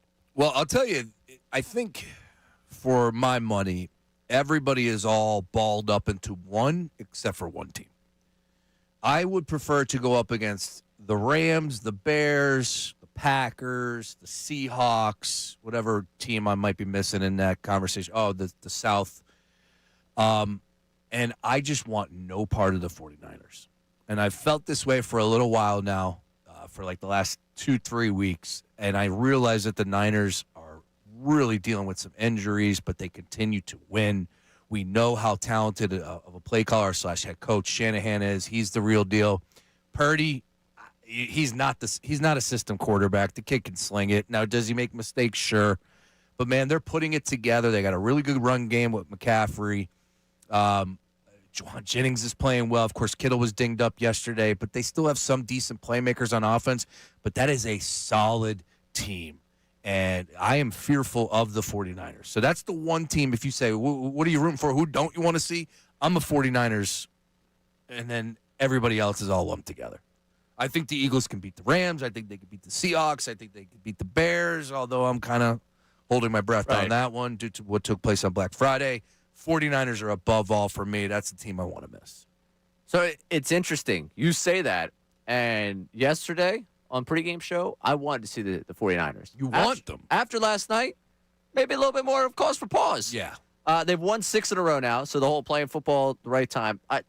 Maybe this is self-fulfilling prophecy because I looked at the 49ers schedule, and I was like, oh, that's a team that could rack up wins and have an empty calorie record and end up getting themselves into the postseason and not be that good. When you watch it, they've been fantastic. They've outdone teams over this 6-game winning streak. They've scored 40 points 3 times. They've scored 37 points in one of those other 3 games. They have hit another gear when it comes to just the way they're playing offensively. I think it goes back to maybe the trust I have in the defensive side of the ball for the Eagles that, I think the Eagles offense can do enough against that defense where if the Eagles defense is what I think they are, they win that football game. And also, I'm thinking this is the great thing about it if they do get the 3 seed, and you could see I'm already talking myself into the playoff run. You could hear it in my voice. Yeah, it's going to happen to everybody. The person that everyone that's you've been negative today. To me, I think the biggest thing I took from yesterday is I'm already talking myself in the playoff run and how it can work for you because I look at the West and I'm like, all right, all these West teams next week are playing for seeding. Whoever gets the 5 seed is going to be thrilled because they get the win of the South. So everyone's playing for seeding. The person that doesn't get the seeding they want could be the 6 that comes to Philadelphia. They have to travel across the country after the disappointment of being the 3rd team in that division and then try and win in Philly on the road across country. I really like the spot. Now, I don't want to see 3 straight NFC West teams. If we could avoid that, that'd be great. Oh, yeah. But I love the spot early on for whoever it would be if you end up in the 3 seed. Yeah, see, you're right. Spot is good. Yeah. Matchups are going to concern you. We're going to talk ourselves in and out of course. that game 6 times different, like over. Well, I know people are going to be heavy on this take, and it's with the 49ers. They just have too many injuries, especially on the defensive side of the ball with Bosa. And now they got to play another game. They have to play that game against the Seahawks. And, oh, by the way, Trent Williams picked up an injury last night, too, as Look well. livid. So, one year when the Packers ended up winning the Super Bowl over the Steelers, I remember that everybody was hurt. They were playing that team or that Super Bowl run with nothing but backups and Aaron Rodgers, and they were able to do it. They had a team, just a team of destiny vibe. I feel like that could be the 49ers this year. I really do. But are we comparing Brock Purdy to Aaron Rodgers in his prime? No, definitely not. Shanahan greater than Mike McCarthy? I'll give you that. Sure. Yeah, Shanahan's the real deal. And he's been in that system now, and it's not a fluke, right? Like, he was pretty damn dynamic last night. Couple touchdowns rushing, couple rushing, throwing. He was vibing, too. Oh, yeah. He's feeling it right now. That team's feeling it right now. I think he brought the Dougie back. He did. He went Euro step into the Dougie, too. The Euro step is a strong celebration. Fresh. I liked the Euro step. I really loved it. Yeah. All right. We have plenty of time to talk about who we want to get to. Let's get to our YouTube chat recap. Love it. It's time for the YouTube chat recap. How about filling us in? Let me tell you something else, man. Watch us live on YouTube every single weekday. I can't lie. Let me tell you something. It's the Middays with Marks YouTube chat recap. What do we got? Brace looks like a school guidance counselor that the students like because he was slightly cool. Noel from the YouTube chat. That might be the best one. No, the YouTube chat was just coming at me today. Yeah, I really do like that one, though. I got to say, you kind of give off the cool guidance counselor vibe. Tell you what, man. I'm never wearing a button-down shirt and no hat ever again in this studio. Hell no. They were relentless. I'm sure there's a couple more. Yeah, let's go to the next one. Brace looks like he's going to try and sell you an extended car warranty. Yep. Fran from the YouTube chat. I'm out on that one. That's a good one, though. I don't mind that one. We got more on him? Brace looks like he's going to offer me 2 free months at LA Fitness. Andy from the YouTube chat. Do they do the 2 free months? That's how we get you in the door, right? That's how you get me in the door. Especially now. Oh, yeah. Now's the time to join. What can you do for my New Year's resolution? What deals you got for me? We have the best offer in town. Let's go. Plus, check out this new sauna we got. Oh, man. The sauna's going to bring you in. Great racquetball court where we're actually playing pickleball these days. That's right. This is the place to be. And your pickup basketball games, they good? The court's a little rust. It's tough right now, and the balls need some air in it. So I wouldn't be joining for basketball, but we got plenty of facilities. Okay, fantastic. Thank goodness. All right, what else we got?